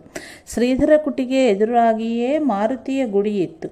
ಶ್ರೀಗಳವರು ಆ ನಗರ ಮಾರುತಿಯ ಗುಡಿಯನ್ನು ಶ್ರೀಧರ ಕುಟಿಗಿಂತಲೂ ಸ್ವಲ್ಪ ಎತ್ತರವಾಗಿಯೇ ಕಟ್ಟಿಸುವಂತೆ ಹೇಳಿ ಅದನ್ನು ಪೂರ್ಣಗೊಳಿಸಿದರು. ಅಯೋಧ್ಯೆ ಇಸವಿ 1951. ಅಯೋಧ್ಯೆ ರೈಲ್ವೆ ನಿಲ್ದಾಣದಲ್ಲಿ ಇಳಿಯುವಾಗ ಒಬ್ಬ ತರುಣ ಪಂಡನು ಬಂದು ಸಾಮಾನುಗಳನ್ನು ಒಂದು ಟಾಂಗಾದಲ್ಲಿ ಹಾಕಿ ಗುರು ಶಿಷ್ಯರನ್ನು ತನ್ನ ಮನೆಗೆ ಕರೆದುಕೊಂಡು ಹೋಗಲು ಟಾಂಗಾದವನಿಗೆ ಹೇಳಿದನು.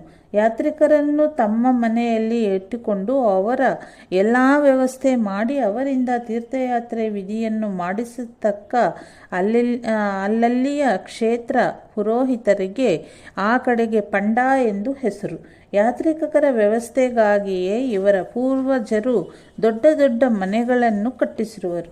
ಇದು ಅವರ ವಂಶ ಪರಂಪರೆಯಿಂದ ಬಂದ ಉದ್ಯೋಗ.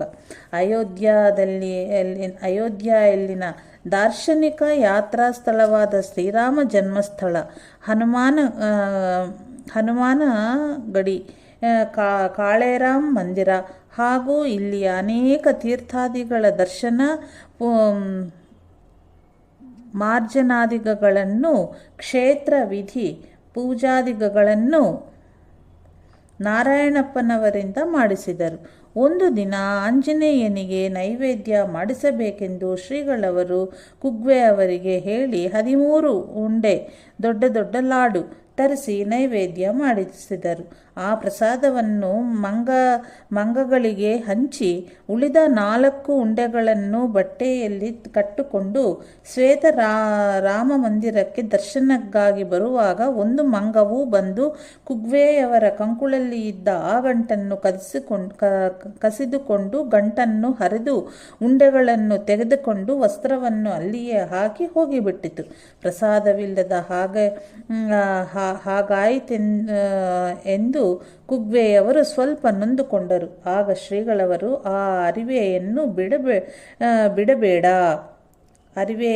ಬಿಡಬೇಡ, ಅದೇ ಆಂಜನೇಯನ ಪ್ರಸಾದವೆಂದು ತೆಗೆದುಕೋ ಎಂದು ಹೇಳಿದರು. ಅದರಂತೆ ಆ ಬಟ್ಟೆಯನ್ನು ತೆಗೆದುಕೊಂಡು ಶ್ವೇತರಾಮನ ದರ್ಶನ ಮಾಡಿ ತಾವು ಉಳಿದುಕೊಂಡ ಸ್ಥಳಕ್ಕೆ ಬಂದು ಆ ಬಟ್ಟೆಯನ್ನು ಬಿಚ್ಚಿ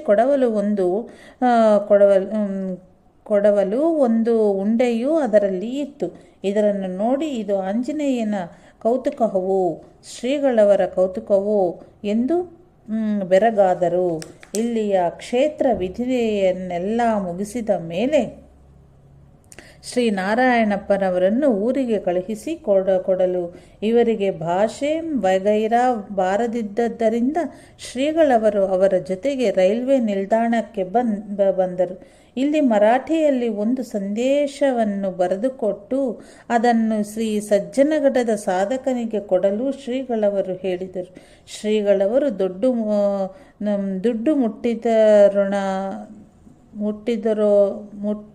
ಮುಟ್ಟದಿರೋಣದಿಂದ ನಾರಾಯಣಪ್ಪನವರು ಬಂದ ಟಾಂಗಾದವನಿಗೆ ಶ್ರೀಗಳವರನ್ನು ಅಲ್ಲಿಯೇ ಮೌನಿ ಆಶ್ರಮಕ್ಕೆ ಮುಟ್ಟಿಸಲು ಹೇಳಿ ಅವನು ಹೇಳಿದಷ್ಟು ಬಾಡಿಗೆಯನ್ನು ಕೊಟ್ಟುಬಿಟ್ಟರು. ಅಲ್ಲಿಗೆ ಹೊರಡಲು ತಡವಿರುವುದರಿಂದ ನಾನು ಗಾಡಿ ಹೊರಡುವ ಸಮಯಕ್ಕೆ ಬಂದು ನೀವು ಹೋದ ಮೇಲೆ ಸ್ವಾಮಿಗಳನ್ನು ಮೌನಿ ಆಶ್ರಮಕ್ಕೆ ಕರೆದುಕೊಂಡು ಹೋಗಿ ಮುಟ್ಟಿಸುತ್ತೇನೆ ಎಂದು ಹೇಳಿ ಆ ಟಾಂಗಾದವನು ಎಲ್ಲಿಗೋ ಹೋದನು. ನಾರಾಯಣಪ್ಪನವರಿಗೆ ಶ್ರೀಗಳವರೊಬ್ಬರನ್ನೇ ಇಲ್ಲಿ ಬಿಟ್ಟು ಹೋಗಲು ಮನಸ್ಸು ಬರಲಿಲ್ಲ. ಆದರೆ ಶ್ರೀಗಳವರು ನಾನು ಒಬ್ಬನೇ ಇರುತ್ತೇನೆ, ಯಾರೂ ಬೇಡವೆಂದು ಹೇಳುವ ಅವರ ಇಚ್ಛೆ ಹಾಗೂ ಆಜ್ಞೆಯನ್ನು ಮೀರಲು ಬರುವಂತಿಲ್ಲ. ಹೀಗಾಗಿ ಅವರ ಸಂಕಟವನ್ನು ಹೇಳತೀರದರು. ಪುನಃ ನಮಸ್ಕರಿಸುತ್ತಾ, ಗುರುಗಳೇ, ಯಾವುದಕ್ಕೂ ಸಂಕೋಚ ಮಾಡಿಕೊಳ್ಳಬೇಡಿರಿ. ನಮ್ಮ ತನು ಮನ ಧನವೆಲ್ಲ ನಿಮ್ಮದೇ ಆಗಿರುವುದು. ಏನಾದರೂ ಬೇಕಾದಲ್ಲಿ ತಿಳಿಸಿರಿ, ನಮ್ಮ ಪೈಕಿ ಯಾರಾದರೂ ಬಂದಿರುತ್ತೇವೆ ಇತ್ಯಾದಿಯಾಗಿ ಪ್ರಾರ್ಥಿಸಿಕೊಂಡರು. ಶ್ರೀಗಳವರು ತುಂಬ ಹೇಳಿ ಸ್ವಾಂತನಗೊಳಿಸುವಷ್ಟರಲ್ಲಿ ಗಾಡಿಯೂ ಬಂದು ಸಿದ್ಧವಾಯಿತು.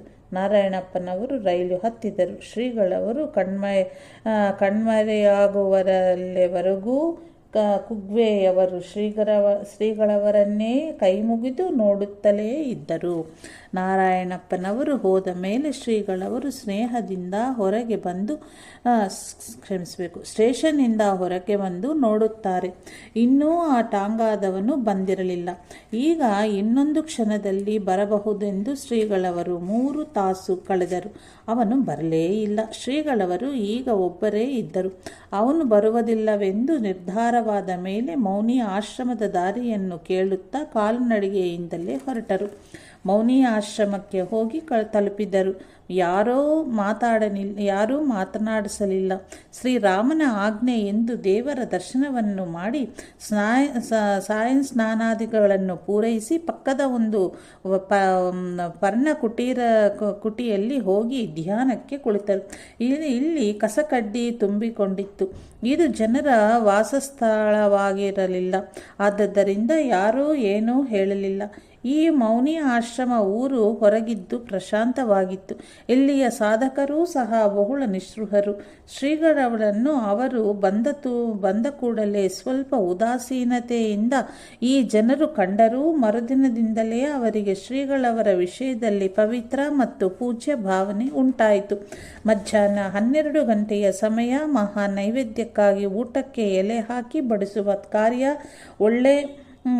ಚಟುವಟಿಕೆಯಿಂದ ನಡೆಯುತ್ತಿತ್ತು. ಬಡಿಸಿ ಆಗಿ ಊಟಕ್ಕೆ ಕುಳಿತುಕೊಳ್ಳುವ ಸಮಯಕ್ಕೆ ಅಲ್ಲಿಯ ಒಬ್ಬ ಮುಖ್ಯಸ್ಥನು ಶ್ರೀಗಳವರನ್ನು ಒಳ್ಳೆಯ ಆದರದಿಂದ ಕರೆಯ ಬಂದನು. ಶ್ರೀಗಳವರು ನನಗೆ ಸ್ವಲ್ಪ ಕಡಲೆಕಾಳು ಅಥವಾ ಬೇರೆ ಏನಾದರೂ ಧಾನ್ಯ ಕೊಟ್ಟರೆ ಸಾಕು, ಅವನ್ನು ನೀರಿನಲ್ಲಿ ನೆನೆಸಿ ತಿನ್ನುತ್ತೇನೆ. ನನಗೆ ಫಲಹಾರದ ಅಭ್ಯಾಸವಿದೆ, ಊಟ ಮಾಡುವುದಿಲ್ಲ, ಬೇಜಾರು ಮಾಡಿಕೊಳ್ಳಬೇಡರಿ ಎಂದರು. ಅಲ್ಲಿ ಇದ್ದಷ್ಟು ದಿನ ಕಡಲೆಕಾಳುಗಳನ್ನು ಶ್ರೀಗಳವರು ತಿನ್ನುತ್ತಿದ್ದರು. ಸಾಮಾನ್ಯವಾಗಿ ಶ್ರೀಗಳವರು ಇಲ್ಲಿ ಮೌನಿ ಆಶ್ರಮದಲ್ಲಿ 2 ತಿಂಗಳಿದ್ದರು. ಆಶ್ರಮದಲ್ಲಿಯ ಸಾಧಕರೆಲ್ಲ ಅನುಷ್ಠಾನದ ಜೊತೆಗೆ ಸೇವಾಪರಾಯಣರೂ ಆಗಿದ್ದರು. ಮೌನಿಯ ಆಶ್ರಮದವರ ಮೇಲೆ ಶ್ರೀಗಳವರಿಗೆ ತುಂಬ ಪ್ರೀತಿ ಉಂಟಾಯಿತು. ಎಲ್ಲರಿಗೂ ಕೂಡ ಶ್ರೀಗಳವರ ಮೇಲೆ ಅಷ್ಟೇ ಪ್ರೀತಿ ಉಂಟಾಯಿತು. ಒಂದು ದಿನ ಅವರ ಮನಸ್ಸಿನ ಮೇಲೆ ಆಘಾತವಾಗದಂತೆ ತಿಳಿಸಿ ಹೇಳಿ ಶ್ರೀಗಳವರು ಇಲ್ಲಿಂದ ಮಹಾರಾಷ್ಟ್ರದ ಕಡೆಯವರ ಒಂದು ಹಳೆಯ ಶ್ರೀರಾಮ ಮಂದಿರಕ್ಕೆ ಹೋದರು. 30 ರೂಪಾಯಿಗಳೊಂದಿಗೆ 1-2 ತಾಸಿನ ಮಟ್ಟಿಗೆ ತಮ್ಮ ಜೊತೆಗೆ ಯಾರನ್ನಾದರೂ ಕಳುಹಿಸಿ ಕೊಡಲು ಅಲ್ಲಿಯ ವ್ಯವಸ್ಥಾಪಕರ ಹತ್ತಿರ ಹೇಳಿದರು. ವ್ಯವಸ್ಥಾಪಕರು ಮಹಾರಾಷ್ಟ್ರ ಕಡೆಯವರೇ ಆಗಿದ್ದು ಅವರಿಗೆ ಶ್ರೀಗಳವರ ಹೆಸರನ್ನು ಈ ಮೊದಲೇ ಕೇಳಿ ಗೊತ್ತಿತ್ತು. ಅವರು ಸಂತೋಷದಿಂದ ಕೂಡಲೇ ಒಬ್ಬನನ್ನು 30 ರೂಪಾಯಿಗಳೊಂದಿಗೆ ಶ್ರೀಗಳವರ ಜೊತೆಗೆ ಕಳುಹಿಸಿಕೊಟ್ಟರು. ಆ 30 ರೂಪಾಯಿಗಳನ್ನು ಅವನಿಂದ ಮೌನಿ ಆಶ್ರಮದ ಶ್ರೀರಾಮನ ಮುಂದಿಡಿಸಿ ಮತ್ತೊಮ್ಮೆ ಎಲ್ಲರ ಸಂಗಡ ಪ್ರೀತಿಯಿಂದ ಮಾತನಾಡಿ ಇವರ ಆಸ್ಥಾನದಲ್ಲಿ ಇರುವರೆಲ್ಲ ಬಹಳ ಆಗ್ರಹ ಮಾಡುತ್ತಿದ್ದಾರೆ. ಇಲ್ಲಿ ಇದ್ದ ಹಾಗೆ ಕೆಲವು ದಿನ ಇವರ ಆಸ್ಥಾನದಲ್ಲಿಯೂ ಇರಬೇಕಾಗಿ ಬಂದಿರುವುದು. ನನ್ನ ವಿಷಯದಲ್ಲಿ ನೀವು ತೋರಿದ ಪ್ರೇಮವು ಎಂದೆಂದಿಗೂ ಮರೆಯುವಂತಿಲ್ಲ ಮತ್ತು ಹೀಗೆ ಬರುತ್ತೇನೆ ಎಂದು ಎಲ್ಲರ ಸಮ್ಮತಿಯನ್ನು ಪಡೆದು ತಿರುಗಿ ಮಹಾರಾಷ್ಟ್ರದ ಕಡೆಯವರ ಶ್ರೀರಾಮ ಮಂದಿರಕ್ಕೆ ಬಂದರು.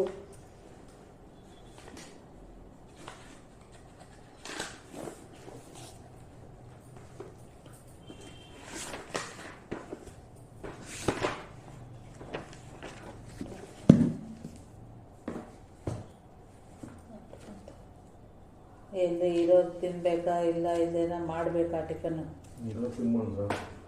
ಚಟ್ನಿ ಪುಡಿ ಹಾಕ್ಕೊಂತೀನಿ ನಾವೊಂದು 6 ಪೂರಿಗಳಿಗೆ ಮತ್ತಿನ್ನು ಚಟ್ನಿ ಬೇರೆ. ಮತ್ತು ಅದು ಈ ಅಯೋಧ್ಯ ಕ್ಷೇತ್ರದಲ್ಲಿ ಇರುವ ದೇವ ವಿಗ್ರಹಗಳನ್ನೆಲ್ಲ ಇಲ್ಲಿರುವ ವಿಗ್ರಹಗಳು ಬಹು ಪುರಾತನ ಕಾಲದಾಗಿರುವವು. ಇವುಗಳ ವಿಷಯದಲ್ಲಿ ಒಂದು ಇತಿಹಾಸವನ್ನು ಹೇಳುತ್ತಾರೆ. ಆ ಇತಿಹಾಸವು ಹೀಗಿದೆ. ಶ್ರೀ ಅಯೋಧ್ಯದಲ್ಲಿ ಶ್ರೀರಾಮನ ಜನ್ಮಸ್ಥಳವನ್ನು ಕಂಡುಹಿಡಿದು ಅಲ್ಲಿ ಒಂದು ಶ್ರೀರಾಮ ಮಂದಿರವನ್ನು ಕಟ್ಟಿಸಬೇಕೆಂದು ಶ್ರೀ ವಿಕ್ರಮಾದಿತ್ಯನು ಅಯೋಧ್ಯ ಕ್ಷೇತ್ರಕ್ಕೆ ಬಂದನು. ಒಂದೆಡೆ ಸರಯೂ ನದಿಯ ದಂಡೆಯಲ್ಲಿ ನಿರ್ಮಲಿ ಕುಂಡದ ಸಮೀಪ ಕುದುರೆಯನ್ನು ಕಟ್ಟಿ ಅಲ್ಲಿಯೇ ಒಂದು ಪಕ್ಕದಲ್ಲಿ ತಾನು ವಿಶ್ರಮಿಸಿದನು. ಬೆಳಗಿನ ಜಾವದಲ್ಲಿ ಒಬ್ಬನು ಕುದುರೆಯ ಮೇಲೆ ಕುಳಿತು ಅಲ್ಲಿಯ ತೀರ್ಥದಲ್ಲಿ ಕುದುರೆಯ ಸಮೇತ ಹುಕ್ಕೆನೆಂದು ತೋರಿತು. ಶಿರಸ್ಸಿನಲ್ಲಿ ಕಿರೀಟವಿತ್ತು. ಈತನ ಉಡುಪು ತೋಡವು ನೋಡಿದರೆ ರಾಜ ಟಿವಿ ಕಾಣುತ್ತಿತ್ತು. ಈತನು ಸ್ವಲ್ಪ ಹೊತ್ತಿನಲ್ಲಿಯೇ ಈ ತೀರ್ಥದಿಂದ ಕುದುರೆಯ ಸಮೇತವಾಗಿ ಹೊರಬಿದ್ದನು. ಕೆರೆಗೆ ಇಳಿಯುವಾಗ ಅವನು ಕಪ್ಪಾಗಿ ತೋರುತ್ತಿದ್ದನು. ಅದೇ ಅಲ್ಲಿಂದ ಎದ್ದು ಬರುವಾಗ ಇವನೇ ಶುಭ್ರವಾಗಿ ಅತಿಶಯ ತೇಜಸ್ಸಿನಿಂದ ಕಂಗೊಳಿಸುತ್ತಿದ್ದನು. ಈತನು ಯಾರೋ ದೈವಿ ಪುರುಷನೆಂಬ ಭಾವನೆಯುಂಟಾಗಿ ವಿಕ್ರಮಾದಿತ್ಯನು ಆತನನ್ನು ಅಭಿನಮಿಸಿ ತಾವು ಯಾರು ಮತ್ತು ಶ್ರೀರಾಮನ ಜನ್ಮಸ್ಥಳವು ಯಾವುದರೆಂಬುದಾಗಿ ಆತನನ್ನು ಪ್ರಶ್ನಿಸಿದನು. ಅದಕ್ಕೆ ಅಶ್ವಾರೂಢನಾಗಿ ಬಂದ ದೈವಿ ಪುರುಷನು, ನಾನು ತೀರ್ಥರಾಜ ಪ್ರಯಾಗನಾಗಿದ್ದೇನೆ. ಜನರೆಲ್ಲ ನನ್ನಲ್ಲಿ ಪಾಪವನ್ನು ತೊಳೆದು ನಾನು ಕಪ್ಪಾಗಿದ್ದೆ. ನಾನು ನಿತ್ಯವೂ ಈ ಸರಯೂ ನದಿಯ ಈ ನಿರ್ಮಲಿ ಕುಂಡದಲ್ಲಿ ಸ್ನಾನ ಮಾಡಿ ಅದನ್ನು ತೊಳೆದುಕೊಂಡು ಪರಿಶುದ್ಧನಾಗುತ್ತಿರುತ್ತೇನೆ. ಈಗ ಬೆಳಗಾಗುತ್ತಾ ಬಂದಿದ್ದು ನಾನು ಕೂಡಲೇ ಪ್ರಯಾಗಕ್ಕೆ ಹೋಗಬೇಕಾಗಿ ಇರುವುದರಿಂದ ನನಗೆ ಸಮಯವಿಲ್ಲ. ನಿನ್ನ ಪ್ರಶ್ನೆಗೆ ಉತ್ತರವನ್ನು ಕಾಶಿಯಲ್ಲಿ ಶ್ರೀ ಶಂಕರನು ಕೊಡುವನು. ಅಲ್ಲಿಗೆ ಹೋಗು ಎಂದು ಹೇಳಿ ಹೊರಟು ಹೋದನು. ಅದರಂತೆ ವಿಕ್ರಮಾದಿತ್ಯನು ಕಾಶಿಗೆ ಬಂದು ವಿಶ್ವನಾಥನನ್ನು ಪ್ರಾರ್ಥಿಸಲು ಅವನು ಪ್ರತ್ಯಕ್ಷನಾಗಿ ಒಂದು ಆಕಳು, ಕಾಮಧೇನು ಮತ್ತು ಒಂದು ಪುಸ್ತಕವನ್ನು ಕೊಟ್ಟು, ಇವುಗಳನ್ನು ತೆಗೆದುಕೊಂಡು ಅಯೋಧ್ಯೆಗೆ ಹೋಗು. ಈ ಆಕಳು ಎಲ್ಲಿ ತಾನಾಗಿ ಹಾಲು ಸುರಿಸುವುದೋ ಅದೇ ಶ್ರೀರಾಮನ ಜನ್ಮಸ್ಥಳ. ಈ ಪುಸ್ತಕದಲ್ಲಿ ಅಯೋಧ್ಯೆಯ ನಿರ್ಮಾಣದ ಎಲ್ಲ ವಿಷಯವೂ ಇದೆ ಎಂದು ಮುಂತಾಗಿ ಹೇಳಿ ಕಳುಹಿಸಿದನು. ಶಂಕರನು ಹೇಳಿಕೊಟ್ಟ ಕುರುಹುಗಳಿಂದ ಶ್ರೀರಾಮನ ಜನ್ಮಸ್ಥಳವನ್ನು ಕಂಡುಹಿಡಿದು ಅಲ್ಲಿ ನೆಲವನ್ನು ಅಗಿಸುತ್ತಿರುವಾಗ ಈ ಶ್ರೀರಾಮನ ವಿಗ್ರಹದ ಶಿಲೆ ಸಿಕ್ಕಿತು. ಇದು ಎಷ್ಟು ಹಿಂದಿನ ಕಾಲದ್ದೋ ಏನೋ. ಇದೊಂದು ಅಖಂಡ ಶಿಲೆ. ಇದರ ಮೇಲೆ ಶ್ರೀರಾಮನ ಧ್ಯಾನಾರೂಢ ಮೂರ್ತಿ ಇದೆ. ವಕ್ಷಸ್ಥಳದಲ್ಲಿ ಚಿನ್ಮಯ ಮುದ್ರೆ ಇರುವುದು. ಬಲತೊಡೆಯ ಮೇಲೆ ಶ್ರೀ ಸೀತಾಂಬಾಯಿಯು ಕುಳಿತು ಧ್ಯಾನಸ್ಥಳಾಗಿ ಇರುವಂತೆ ತೋರುವುದು. ಛತ್ರ ಚಾಮರಾದಿಗಳನ್ನು ಹಿಡಿದು ನಿಂತ ಲಕ್ಷ್ಮಣ, ಭರತ, ಶತ್ರುಘ್ನ ಸಹ ಸೀತಾರಾಮನಂತೆ ಧ್ಯಾನಸ್ಥಿತಿಮಿತ ಲೋಚನಾಗಿ ಇರ್ತಾರೆ. ಆಂಜನೇಯನ ಒಂದು ಪುಟ್ಟ ಮೂರ್ತಿಯು ಪಾದಾಂಗುಷ್ಠದ ಸಮೀಪವಿದೆ.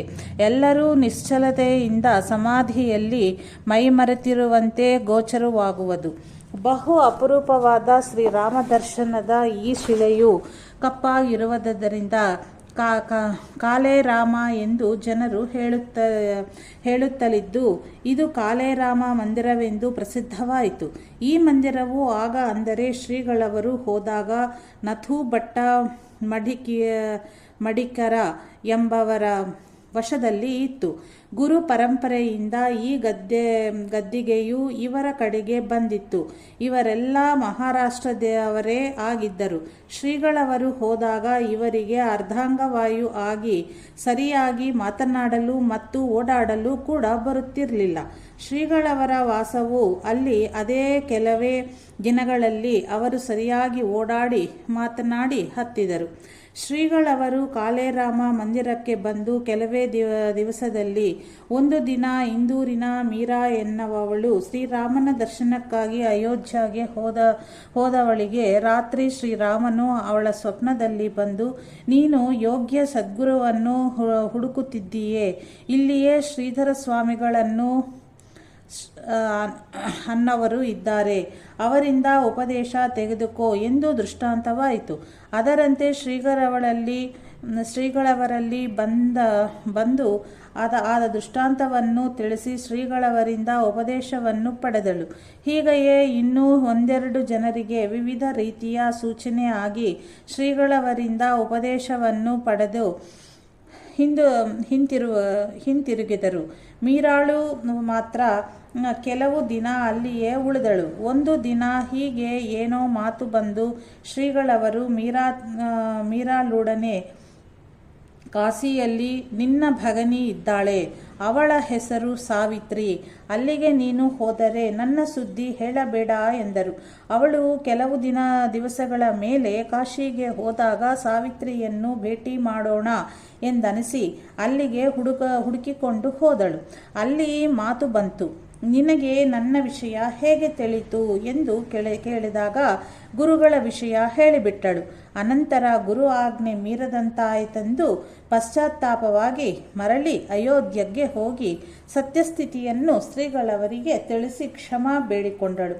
ಆಗಲಿ, ಕ್ಷಮಿಸಿದ್ದೇನೆ ಎಂದು ಹೇಳಿ ಶ್ರೀಗಳವರು ಆಶೀರ್ವದಿಸಿದರು.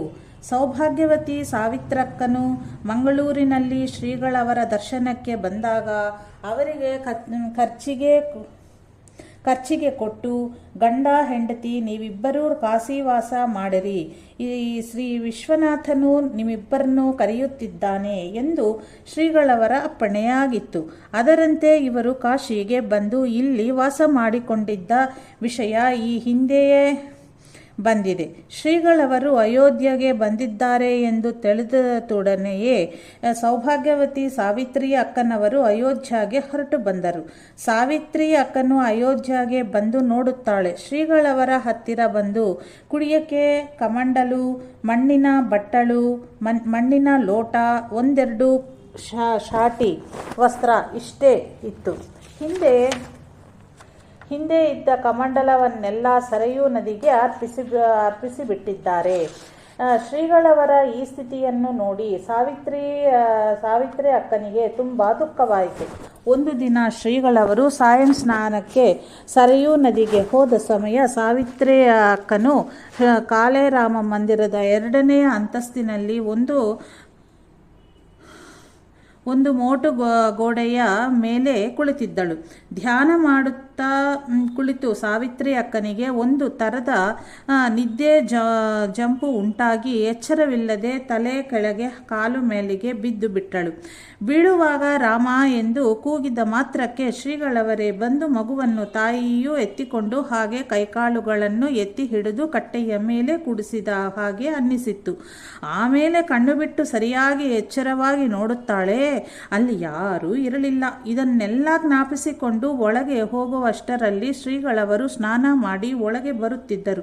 ಇವಳು ನಡುಗುತ್ತಿರುವುದನ್ನು ಕಂಡು ಶ್ರೀಗಳವರು ಏನಾಯಿತು ಎಂದು ಕೇಳಿದರು. ನಡೆದ ವಿಷಯವನ್ನೆಲ್ಲ ನಿವೇದಿಸಿಕೊಂಡಾಗ ಶ್ರೀಗಳವರು ಹಾಸ್ಯವದನದಿಂದ ನೀನೀಗ ಸಾಯುವ ಪ್ರಸಂಗ ಇತ್ತು. ಅದರಿಂದ ಅಪವಾದವು ರಾಮನ ಮೇಲೆ ಬರುತ್ತಿತ್ತು. ನನಗೆ ಹೆಣ ಸುಡುವ ಕೆಲಸ ಬರುತ್ತಿತ್ತು. ಅದರ ಎರಡನ್ನೂ ತಪ್ಪಿಸಲೊಸಗೆ ಶ್ರೀರಾಮನೇ ನನ್ನ ರೂಪದಿಂದ ಬಂದು ನಿನ್ನನ್ನು ಕಾಯ್ದನು ಎಂದರು. ಹೀಗೆಯೇ ಇನ್ನೊಂದು ದಿನ ಶ್ರೀಗಳವರು ಸಂಜೆಯ ಸ್ನಾನಕ್ಕೆ ಹೋಗಿದ್ದರು. ಸಾವಿತ್ರಕ್ಕನು ಕಾಲೇರಾಮ ಮಂದಿರದ ಸಮ್ಮುಖದಲ್ಲಿ ಮಹಡಿಯ ಮೇಲಿನ ಮೇಲೆ ಒಂದು ಕೋಲಿಯಲ್ಲಿ ಧ್ಯಾನಮಗ್ನಳಾಗಿದ್ದಳು. ಅದೇ ಸಮಯದಲ್ಲಿ ಯಾರೋ ಒಬ್ಬ ಕಳ್ಳನು ದೇವರ ಗುಡಿಯನ್ನು ಪ್ರವೇಶಿಸಿ ಶ್ರೀ ಸೀತಾ ಅಮ್ಮನವರ ಮೈಮೇಲೆ ಇದ್ದ ಬಂಗಾರದ ಹಾರಕ್ಕೆ ಕೈ ಹಾಕಿದನು. ಅದೇ ವೇಳೆಗೆ ಗುರುಗಳು ಬಂದು ಮರುಳೆ ಹೊರಗೆ ಹೋಗಿ ನೋಡು ಎಂದು ಬೆನ್ನು ತಟ್ಟಿ ಎಬ್ಬಿಸಿದಂತಾಯಿತು. ಮಗುಳೇ ಹೊರಗೆ ಹೋಗಿ ನೋಡು ಎಂದು ಬೆನ್ನು ತಟ್ಟಿ ಎಬ್ಬಿಸಿದಂತಾಯಿತು. ತಟ್ಟನೆ ಎದ್ದು ಹೊರಗೆ ಬಂದು ನೋಡುವುದಷ್ಟರಲ್ಲಿ ಕಳ್ಳನು ಕಂಡನು. ಅವನಿಗೆ ನೀನ್ಯಾರೆಂದು ಜೋರಾಗಿ ಕೇಳುವಷ್ಟರಲ್ಲಿ ಓಡಿ ಹೋದನು. ಗುರುಗಳು ಬಂದ ಮೇಲೆ ವಿಷಯವನ್ನೆಲ್ಲ ತಿಳಿಸಿದಳು. ಆಗ ಶ್ರೀಗಳವರು ಭಕ್ತಾಭಿಮಾನಿ ಶ್ರೀರಾಮನು ನಮ್ಮ ಮೇಲೆ ಬರಬಹುದಾಗಿದ್ದ ಆ ರೂಪವನ್ನು ತಪ್ಪಿಸಿದನು ಎಂದು ಉದ್ಗರಿಸಿದರು. ಹೀಗೆ 8-10 ದಿನಗಳಿದ್ದು ಅನಂತರ ಸಾವಿತ್ರಕ್ಕನು ತಿರುಗಿ ಕಾಶಿಗೆ ಹೋದಳು. ಶ್ರೀಗಳವರು ಅಯೋಧ್ಯೆಯಲ್ಲಿ ಇದ್ದಾರೆ ಎಂದು ಎಲ್ಲ ಕಡೆ ತಿಳಿದ ಮೇಲೆ ಎಲ್ಲ ಕಡೆಯಿಂದಲೂ ಕಾಣಿಕೆ ಬರತೂಗಿಡಿದವು. ಬಂದ ದುಡ್ಡಿನಿಂದ ಮಠದ ಕಾಲೇರಾಮ ಮಂದಿರ ಸಾಲವನ್ನು ಶ್ರೀಗಳವರು ತೀರಿಸಿದರು. ಆಶ್ರಮ ಮತ್ತು ಮಂದಿರದಲ್ಲಿ ವಿದ್ಯುತ್ ದೀಪ ಹಾಗೂ ಫ್ಯಾನ್ ಹಾಕಿಸಿದರು. ಶ್ರೀಗಳವರಿಗೆ ಬರುತ್ತಿದ್ದ ಕಾಣಿಕೆಯಿಂದ ಮಂದಿರದ ಜೀರ್ಣೋದ್ಧಾರದ ಜೊತೆಗೆ ರಾಮ ಮಂದಿರಕ್ಕೆ ಇನ್ನೊಂದು ಮಹಡಿ ಕಟ್ಟಿಸಿ ಸುಂದರ ಕೊಠಡಿಗಳನ್ನು ನಿರ್ಮಿಸಲಾಯಿತು. ಹೊರಗಿನಿಂದ ಬರುವ ರಾಮಭಕ್ತನಿಗೆ ಭೋಜನ ಪ್ರಸಾದ ದೊರೆಯಲಾರಂಭಿಸಿತು. ಸುತ್ತಲೂ ಸುಂದರ ಉದ್ಯಾನವೂ ನಿರ್ಮಾಣವೂ ಆಯಿತು. ಅಲ್ಲದೆ ಶ್ರೀಗಳವರು ಇಲ್ಲಿ ಇರುವವರೆಗೆ ಮಠದ ಎಲ್ಲ ಖರ್ಚು ಶ್ರೀಗಳವರ ಪಾದ ಕಾಣಿಕೆಯ ದುಡ್ಡಿನಿಂದಲೇ ಸಾಗುತ್ತಿತ್ತು. ಈ ತನಕ ಶ್ರೀಗಳವರು ಒಬ್ಬರೇ ಇದ್ದದ್ದರಿಂದ ಪ್ರಶಾಂತ ಏಕಾಂತವಾಗಿ ಆನಂದದಲ್ಲಿ ದಿನ ಕಳೆಯುತ್ತಿದ್ದರು. ಶ್ರೀರಾಮ ಭಕ್ತಿ ಎಂಬುದು ಶ್ರೀಗಳವರ ಜನ್ಮದಾರಭ್ಯ ಅವರಿಗೆ ರಕ್ತಗತವಾಗಿತ್ತು. ಅದೇ ಶ್ರೀರಾಮನ ದಿವ್ಯ ಸಾನ್ನಿಧ್ಯ ಹಾಗೂ ಮೋಕ್ಷಪುರಿಯಲ್ಲಿ ಒಂದಾದ ಅಯೋಧ್ಯ ನಗರಿಯಲ್ಲಿ ವಾಸವೆಂಬುದು ಎಷ್ಟು ಸಂತೋಷವಾಗಿತ್ತು ಎಂಬುದನ್ನು ಗಣಪತಿ ಮಾಸ್ತರರ ಪತ್ರಕ್ಕೆ ಉತ್ತರವಾಗಿ ಬರೆದ ಒಂದು ಪತ್ರದಲ್ಲಿ ಇಷ್ಟು ವರ್ಷಗಳಲ್ಲಿ ಇಷ್ಟು ಏಕಾಂತ ಹಾಗೂ ಆನಂದದ ವಾತಾವರಣ ದೊರೆತಿದ್ದು ಇದು ಮೊದಲನೆಯದು ಎಂದರೂ ಒಪ್ಪುವುದು ಎಂದು ಶ್ರೀಗಳವರು ವ್ಯಕ್ತಪಡಿಸಿದರು. ಶ್ರೀಗಳವರ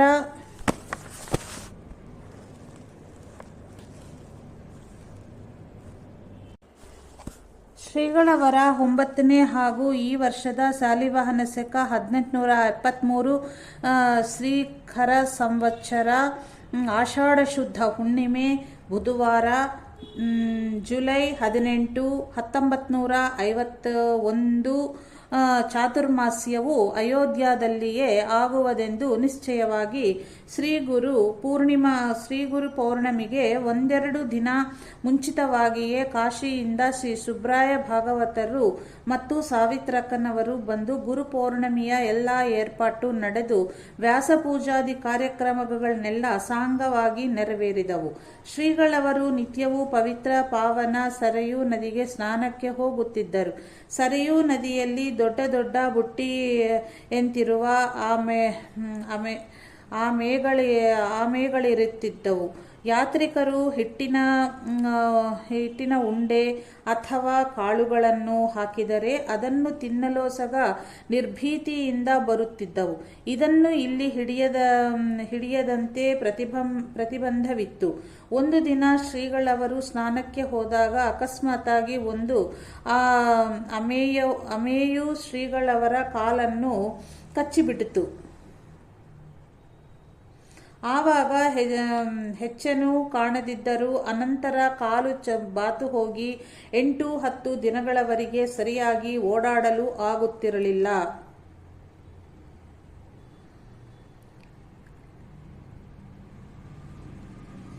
ಶ್ರೀಗಳವರೊಬ್ಬರನ್ನೇ ಬಿಟ್ಟಗಳದೆ ಕುಗ್ವೆ ನಾರಾಯಣಪ್ಪನವರಿಗೆ ಎಷ್ಟೆಂದರೂ ಮನಸ್ಸು ಕೇಳಲಿಲ್ಲ. ಒಮ್ಮೆ ಅಲ್ಲಿಯೇ ಹೋಗಿ ಶ್ರೀಗಳವರ ಆರೋಗ್ಯ ಕ್ಷೇಮ ಸಮಾಚಾರ ತಿಳಿಯಬೇಕೆಂದು ಮಾಸ್ತರಾದಿಗಳೆಲ್ಲರೂ ನಿರ್ಣಯಿಸಿ ಅದರಂತೆ ಕುಗ್ವೆ ನಾರಾಯಣಪ್ಪನವರು ಅಯೋಧ್ಯೆಗೆ ಬಂದರು. ಅಯೋಧ್ಯದಲ್ಲಿ ಶ್ರೀಗಳವರೆಲ್ಲಿವರೆಂಬುದು ಎಲ್ಲಿ ಎಂಬುದು ಅವರಿಗೆ ಗೊತ್ತಿರಲಿಲ್ಲ. ಉತ್ತರ ದೇಶದ ಹಿಂದಿ ಭಾಷೆಯೂ ಬರುತ್ತಾ ಇರಲಿಲ್ಲ. ಇವರು ಹೋದವರು ಕಾಲೇರಾಮ ಮಂದಿರದಲ್ಲಿಯೇ ಉಳಿದಿದ್ದರು. ಬೆಳಗ್ಗೆ ಎದ್ದು ಹೊರಗೆ ಹೋದವರು ಊರೆಲ್ಲ ಸುತ್ತಿ ಶ್ರೀಗಳವರನ್ನು ಹುಡುಕುತ್ತಿದ್ದರು. ಸಾಯಂಕಾಲ 8-9 ಗಂಟೆಗೆ ಬಂದು ಮಲಗಿಕೊಳ್ಳುವುದಾಗಿತ್ತು. ಹೀಗೆ ಈ ಕಾರ್ಯಕ್ರಮವು 2-3 ದಿವಸ ನಡೆಯಿತು. ಆದರೆ ಶ್ರೀಗಳವರ ಪತ್ತೆಯಾಗಲಿಲ್ಲ. ಕಾರಣ ಶ್ರೀಗಳವರು ಮಹಡಿಯ ಮೇಲೆ ಏಕಾಂತವಾಗಿ ಇರುತ್ತಿದ್ದರು. ಯಾವುದೋ ಹೊತ್ತಿನಲ್ಲಿ ಕೆಳಗೆ ಬಂದು ಸ್ನಾನಾದಿಗಳನ್ನು ಮಾಡಿ ಹೋಗುತ್ತಿದ್ದರು. ಆವಾಗ ಕುಗ್ವೆಯವರಲ್ಲಿ ಇರಲಿಲ್ಲ. ಹೀಗಿರುವಾಗ ಒಂದು ದಿನ ಕುಗ್ವೆ ಅವರು ಈ ದಿನ ಶ್ರೀಗಳವರ ದರ್ಶನವಾಗದ ಹೊರತು ಒಂದು ತೊಟ್ಟು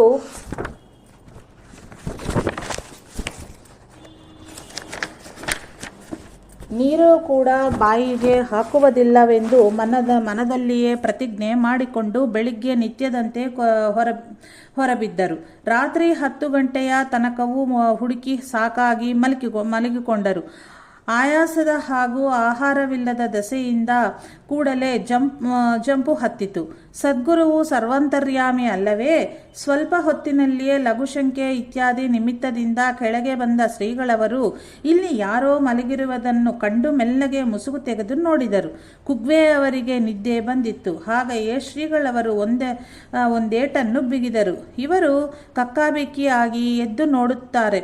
ತನ್ನ ಆರಾಧ್ಯ ಮೂರ್ತಿ ಶ್ರೀ ಗುರುಗಳು. ಕೊನೆಗೆ ಗುರು ಶಿಷ್ಯರಿಬ್ಬರೂ ಮಹಡಿಗೆ ಹೋದರು. 3 ದಿವಸಗಳಿಂದ ಊರೆಲ್ಲ ಸುತ್ತಿ ಈ ದಿನ ನಿಮ್ಮ ದರ್ಶನಕ್ಕೆ ನಿರಶನ ಮಾಡಬೇಕಾಗಿ ಬಂತು ಎಂದು ನಾರಾಯಣಪ್ಪನವರು ಹೇಳಿದಾಗ ಶ್ರೀಗಳವರತ್ತ ಉತ್ತರವು ಒಳ್ಳೆಯ ಸ್ವಾರಸ್ಯವಾಗಿತ್ತು. ತಮ್ಮ ನಾರಾಯಣ, ಇದರಲ್ಲಿ ಎಷ್ಟು ವೇದಾಂತವೂ ಅಡಗಿರುವುದು ಬಲ್ಲೆಯೋ? ಹೇಗೆ ನಾನು ನೀನು ಉಳಿದ ಸ್ಥಳದಲ್ಲಿಯೇ ಒಳಗೆ ಇದ್ದರೂ ನೀನು ಒಳಗೆ ನೋಡದೆ ಹೊರಗೆ ಸುತ್ತಾಡಿದೆ. ಹಾಗೆಯೇ ಅಜ್ಞಾನಿ ಜೀವಿಗಳು ಆನಂದಾತ್ಮನು ತನ್ನಲ್ಲಿಯೇ ತನ್ನೊಳಗೆ ತಾನೇ ಆಗಿದ್ದರೂ ಅದರನ್ನರಿಯದೆ ಹೋಗಿರುವುದೆಂದು ಭಾವಿಸಿ ಹೊರಗಿನ ವಿಷಯಗಳಲ್ಲಿ ಅರಸುತ್ತಿರುವರು, ಹುಡುಕುತ್ತಿರುವರು. ನಿನ್ನ 3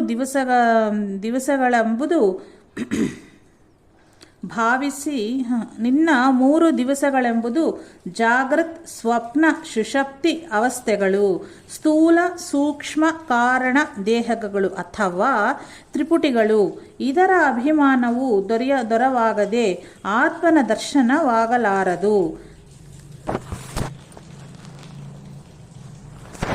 4ನೆಯ ದಿನ ಈ ದೇಹಾದಿಗಳನ್ನು ಹಾಗೂ ಇದರ ಪೋಷಣೆಗೆ ಬೇಕಾಗಿದ್ದ ಆಹಾರವೆಂಬ ವಿಷಯಗಳನ್ನೆಲ್ಲ ಬದಿಗೊತ್ತಿ ಅಲ್ಲಗಳೆದು ಶ್ರೀ ಗುರುವಿನ ತದೇಕ ಧ್ಯಾನದಿಂದ ತಿರುಗಿ ತಪವನ್ನಾಚರಿಸಿದೆ. ಆ ತಪಸ್ಸಿನಿಂದ ಚಿತ್ತಶುದ್ಧಿ ಆದರೋ ಆತ್ಮರೂಪಿ ಸದ್ಗುರುವಿನ ದರ್ಶನವಾಗಲಿಲ್ಲ. ಆ ತಪಸ್ಸಿನಿಂದ ಚಿತ್ತಶುದ್ಧಿಯಾದರೂ ಆತ್ಮರೂಪಿ ಸದ್ಗುರುವಿನ ದರ್ಶನವಾಗಲಿಲ್ಲ. ತ್ಯಾಗೈನಕೆ ಅಮೃತ ತತ್ವ ಮಾನಶು ಎಂಬಂತೆ ಎಲ್ಲವನ್ನೂ ತ್ಯಾಗ ಮಾಡಿ ನೀನು ಸ್ವಸ್ಥ ಮಲಗಿಬಿಟ್ಟೆ.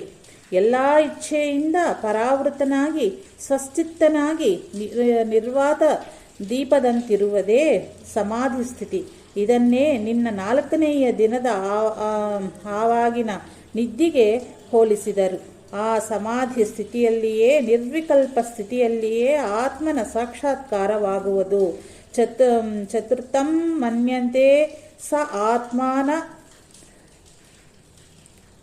ಆತ್ಮಾಸ ವಿಜ್ಞಯೇ. ತ್ರಿಪುಟಿಯನ್ನು ಅಲ್ಲಗಳೆದು 4ನೆಯದ ತುರಿಯವೇ ಆತ್ಮ. ಅದನ್ನೇ ತಿಳಿಯತಕ್ಕದೆಂದು ಶ್ರುತಿಯೂ ಸಾರುವುದು. ಆ ಸ್ಥಿತಿಯಲ್ಲಿಯೇ, ಆ ನಿದ್ದೆಯಲ್ಲಿಯೇ ನಿನಗೆ ಆತ್ಮರೂಪಿ ಶ್ರೀ ಗುರುವಿನ ದರ್ಶನವಾಗಿ ನಿನ್ನನ್ನು ಎಚ್ಚರಿಸಿದರು. ಆತ್ಮರೂಪಿ ಗುರುವಿನ ದರ್ಶನದಿಂದ ಆನಂದಾತೀತನಾದೆ ಎಂದು ಹೇಳಿ ಗುರು ಶಿಷ್ಯರಿಬ್ಬರೂ ನಗುವಿನ ಜೋಕಾಳಿಯಲ್ಲಿ ತೂಗಾಡಿಬಿಟ್ಟರು. ಕುಗ್ವೆ ನಾರಾಯಣಪ್ಪನವರು 15-20 ದಿವಸಗಳವರೆಗೆ ಶ್ರೀಗಳವರ ಸನ್ನಿಧಿಯಲ್ಲಿ ಇದ್ದು ಅವರ ಗೃಹಕೃತ್ಯದ ಸಲುವಾಗಿ ಶ್ರೀಗಳವರ ಅಪ್ಪಣೆಯನ್ನು ಪಡೆದು ಊರಿಗೆ ಹಿಂದಿರುಗಿದರು. ಆಮೇಲೆ ಕಾರ್ತೀಕ ಶುದ್ಧ ದಶಮಿಯಿಂದ ಶ್ರೀಗಳವರು ಶ್ರೀರಾಮ ತ್ರಯೋದಾಕ್ಷರಿ ತಾರಕ ಮಂತ್ರ ಸೂತ್ರವನ್ನು ಶ್ರೀರಾಮ ಮಂತ್ರರಾಜ ಸ್ತೋತ್ರ ರಚಿಸಿದರು. ಅನುಷ್ಠವೋ ಛಂದದ 20 ಶ್ಲೋಕಗಳಿಂದ ಕೂಡಿದ ಈ ಸ್ತೋತ್ರವು ಆಕೃತಿಯಲ್ಲಿ ಚಿಕ್ಕದಾಗಿದ್ದರೂ ತ್ರಯೋದಾಕ್ಷರಿ ಮಂತ್ರ, ಅರ್ಥ, ಮಹಾತ್ಮೆ ಇತ್ಯಾದಿ ಎಲ್ಲ ವಿಷಯಗಳು ಇದರಲ್ಲಿ ಬಂದಿವೆ. ಅಲ್ಲದೆ ಇದರ ಇನ್ನೊಂದು ವೈಶಿಷ್ಟ್ಯವೇನೆಂದರೆ ಶ್ಲೋಕದ ಪ್ರತಿಯೊಂದು ಪಾದವನ್ನು ಮಂತ್ರದ ಒಂದೊಂದು ಅಕ್ಷರದಿಂದ ಪ್ರಾರಂಭಿಸಿ ಸ್ತೋತ್ರ ಪೂರ್ಣವಾಗುವುದರೊಳಗೆ ಮೂರಾವರ್ತಿ ಜಪವೂ ಆಗುವಂತೆ ಮಾಡಿದರು. ಈ ಸ್ತೋತ್ರದ ಮೊದಲಿನ ಶ್ಲೋಕ ಈ ರೀತಿ ಇದೆ: ಶ್ರೀರಾಮ ಶ್ರೀಕರಃ ಶ್ರೀಧರಃ ಶ್ರೀಸೇವ್ಯಃ ಶ್ರೀನಿಕೇತನಃ ರಾಕ್ಷಸಾಂತಕ ರೂಧಿರೋ ಭಕ್ತ ಭಾಗ್ಯ ವಿವರ್ಧನ. ಇಲ್ಲಿದ್ದಾಗ ಶ್ರೀಗಳವರು ನಂದಿ ಗ್ರಾಮದಲ್ಲಿನ ಭರತನ ತಪೋಭೂಮಿಗೂ ಹೋಗಿ 8 ದಿನಗಳು ಇದ್ದು ಬಂದರು. ಕಾಶಿಗೆ ಹೋಗಬೇಕೆಂದು ನಿಶ್ಚಯಿಸಿದರು. ಚಾತುರ್ಮಾಸ್ಯ ಮುಗಿದ ನಂತರ, ಅಂದರೆ ಕಾರ್ತೀಕ ಪೌರ್ಣಮಿ, ಮೌನದಲ್ಲಿ ಇದ್ದಂತೆಯೇ ಕಾಶಿಯಿಂದ ಬಂದಿದ್ದ ಭಾಗವತರೊಂದಿಗೆ ರೈಲಿನ ಮೂಲಕ ಶ್ರೀ ಕಾಶಿಗೆ ತೆರಳಿದರು. ನಮಃ ಶಾಂತಾಯ ದಿವ್ಯಾಯ ಸತ್ಯಧರ್ಮ ಸ್ವರೂಪಿಣೆ ಸ್ವಾನಂದಾಮೃತ ತೃಪ್ತಾಯ ಶ್ರೀಧರಾಯ ನಮೋ ನಮಃ. ಸದ್ಗುರು ಭಗವಾನ್ ಶ್ರೀ ಶ್ರೀಧರಾರ್ಪಣಮಸ್ತು.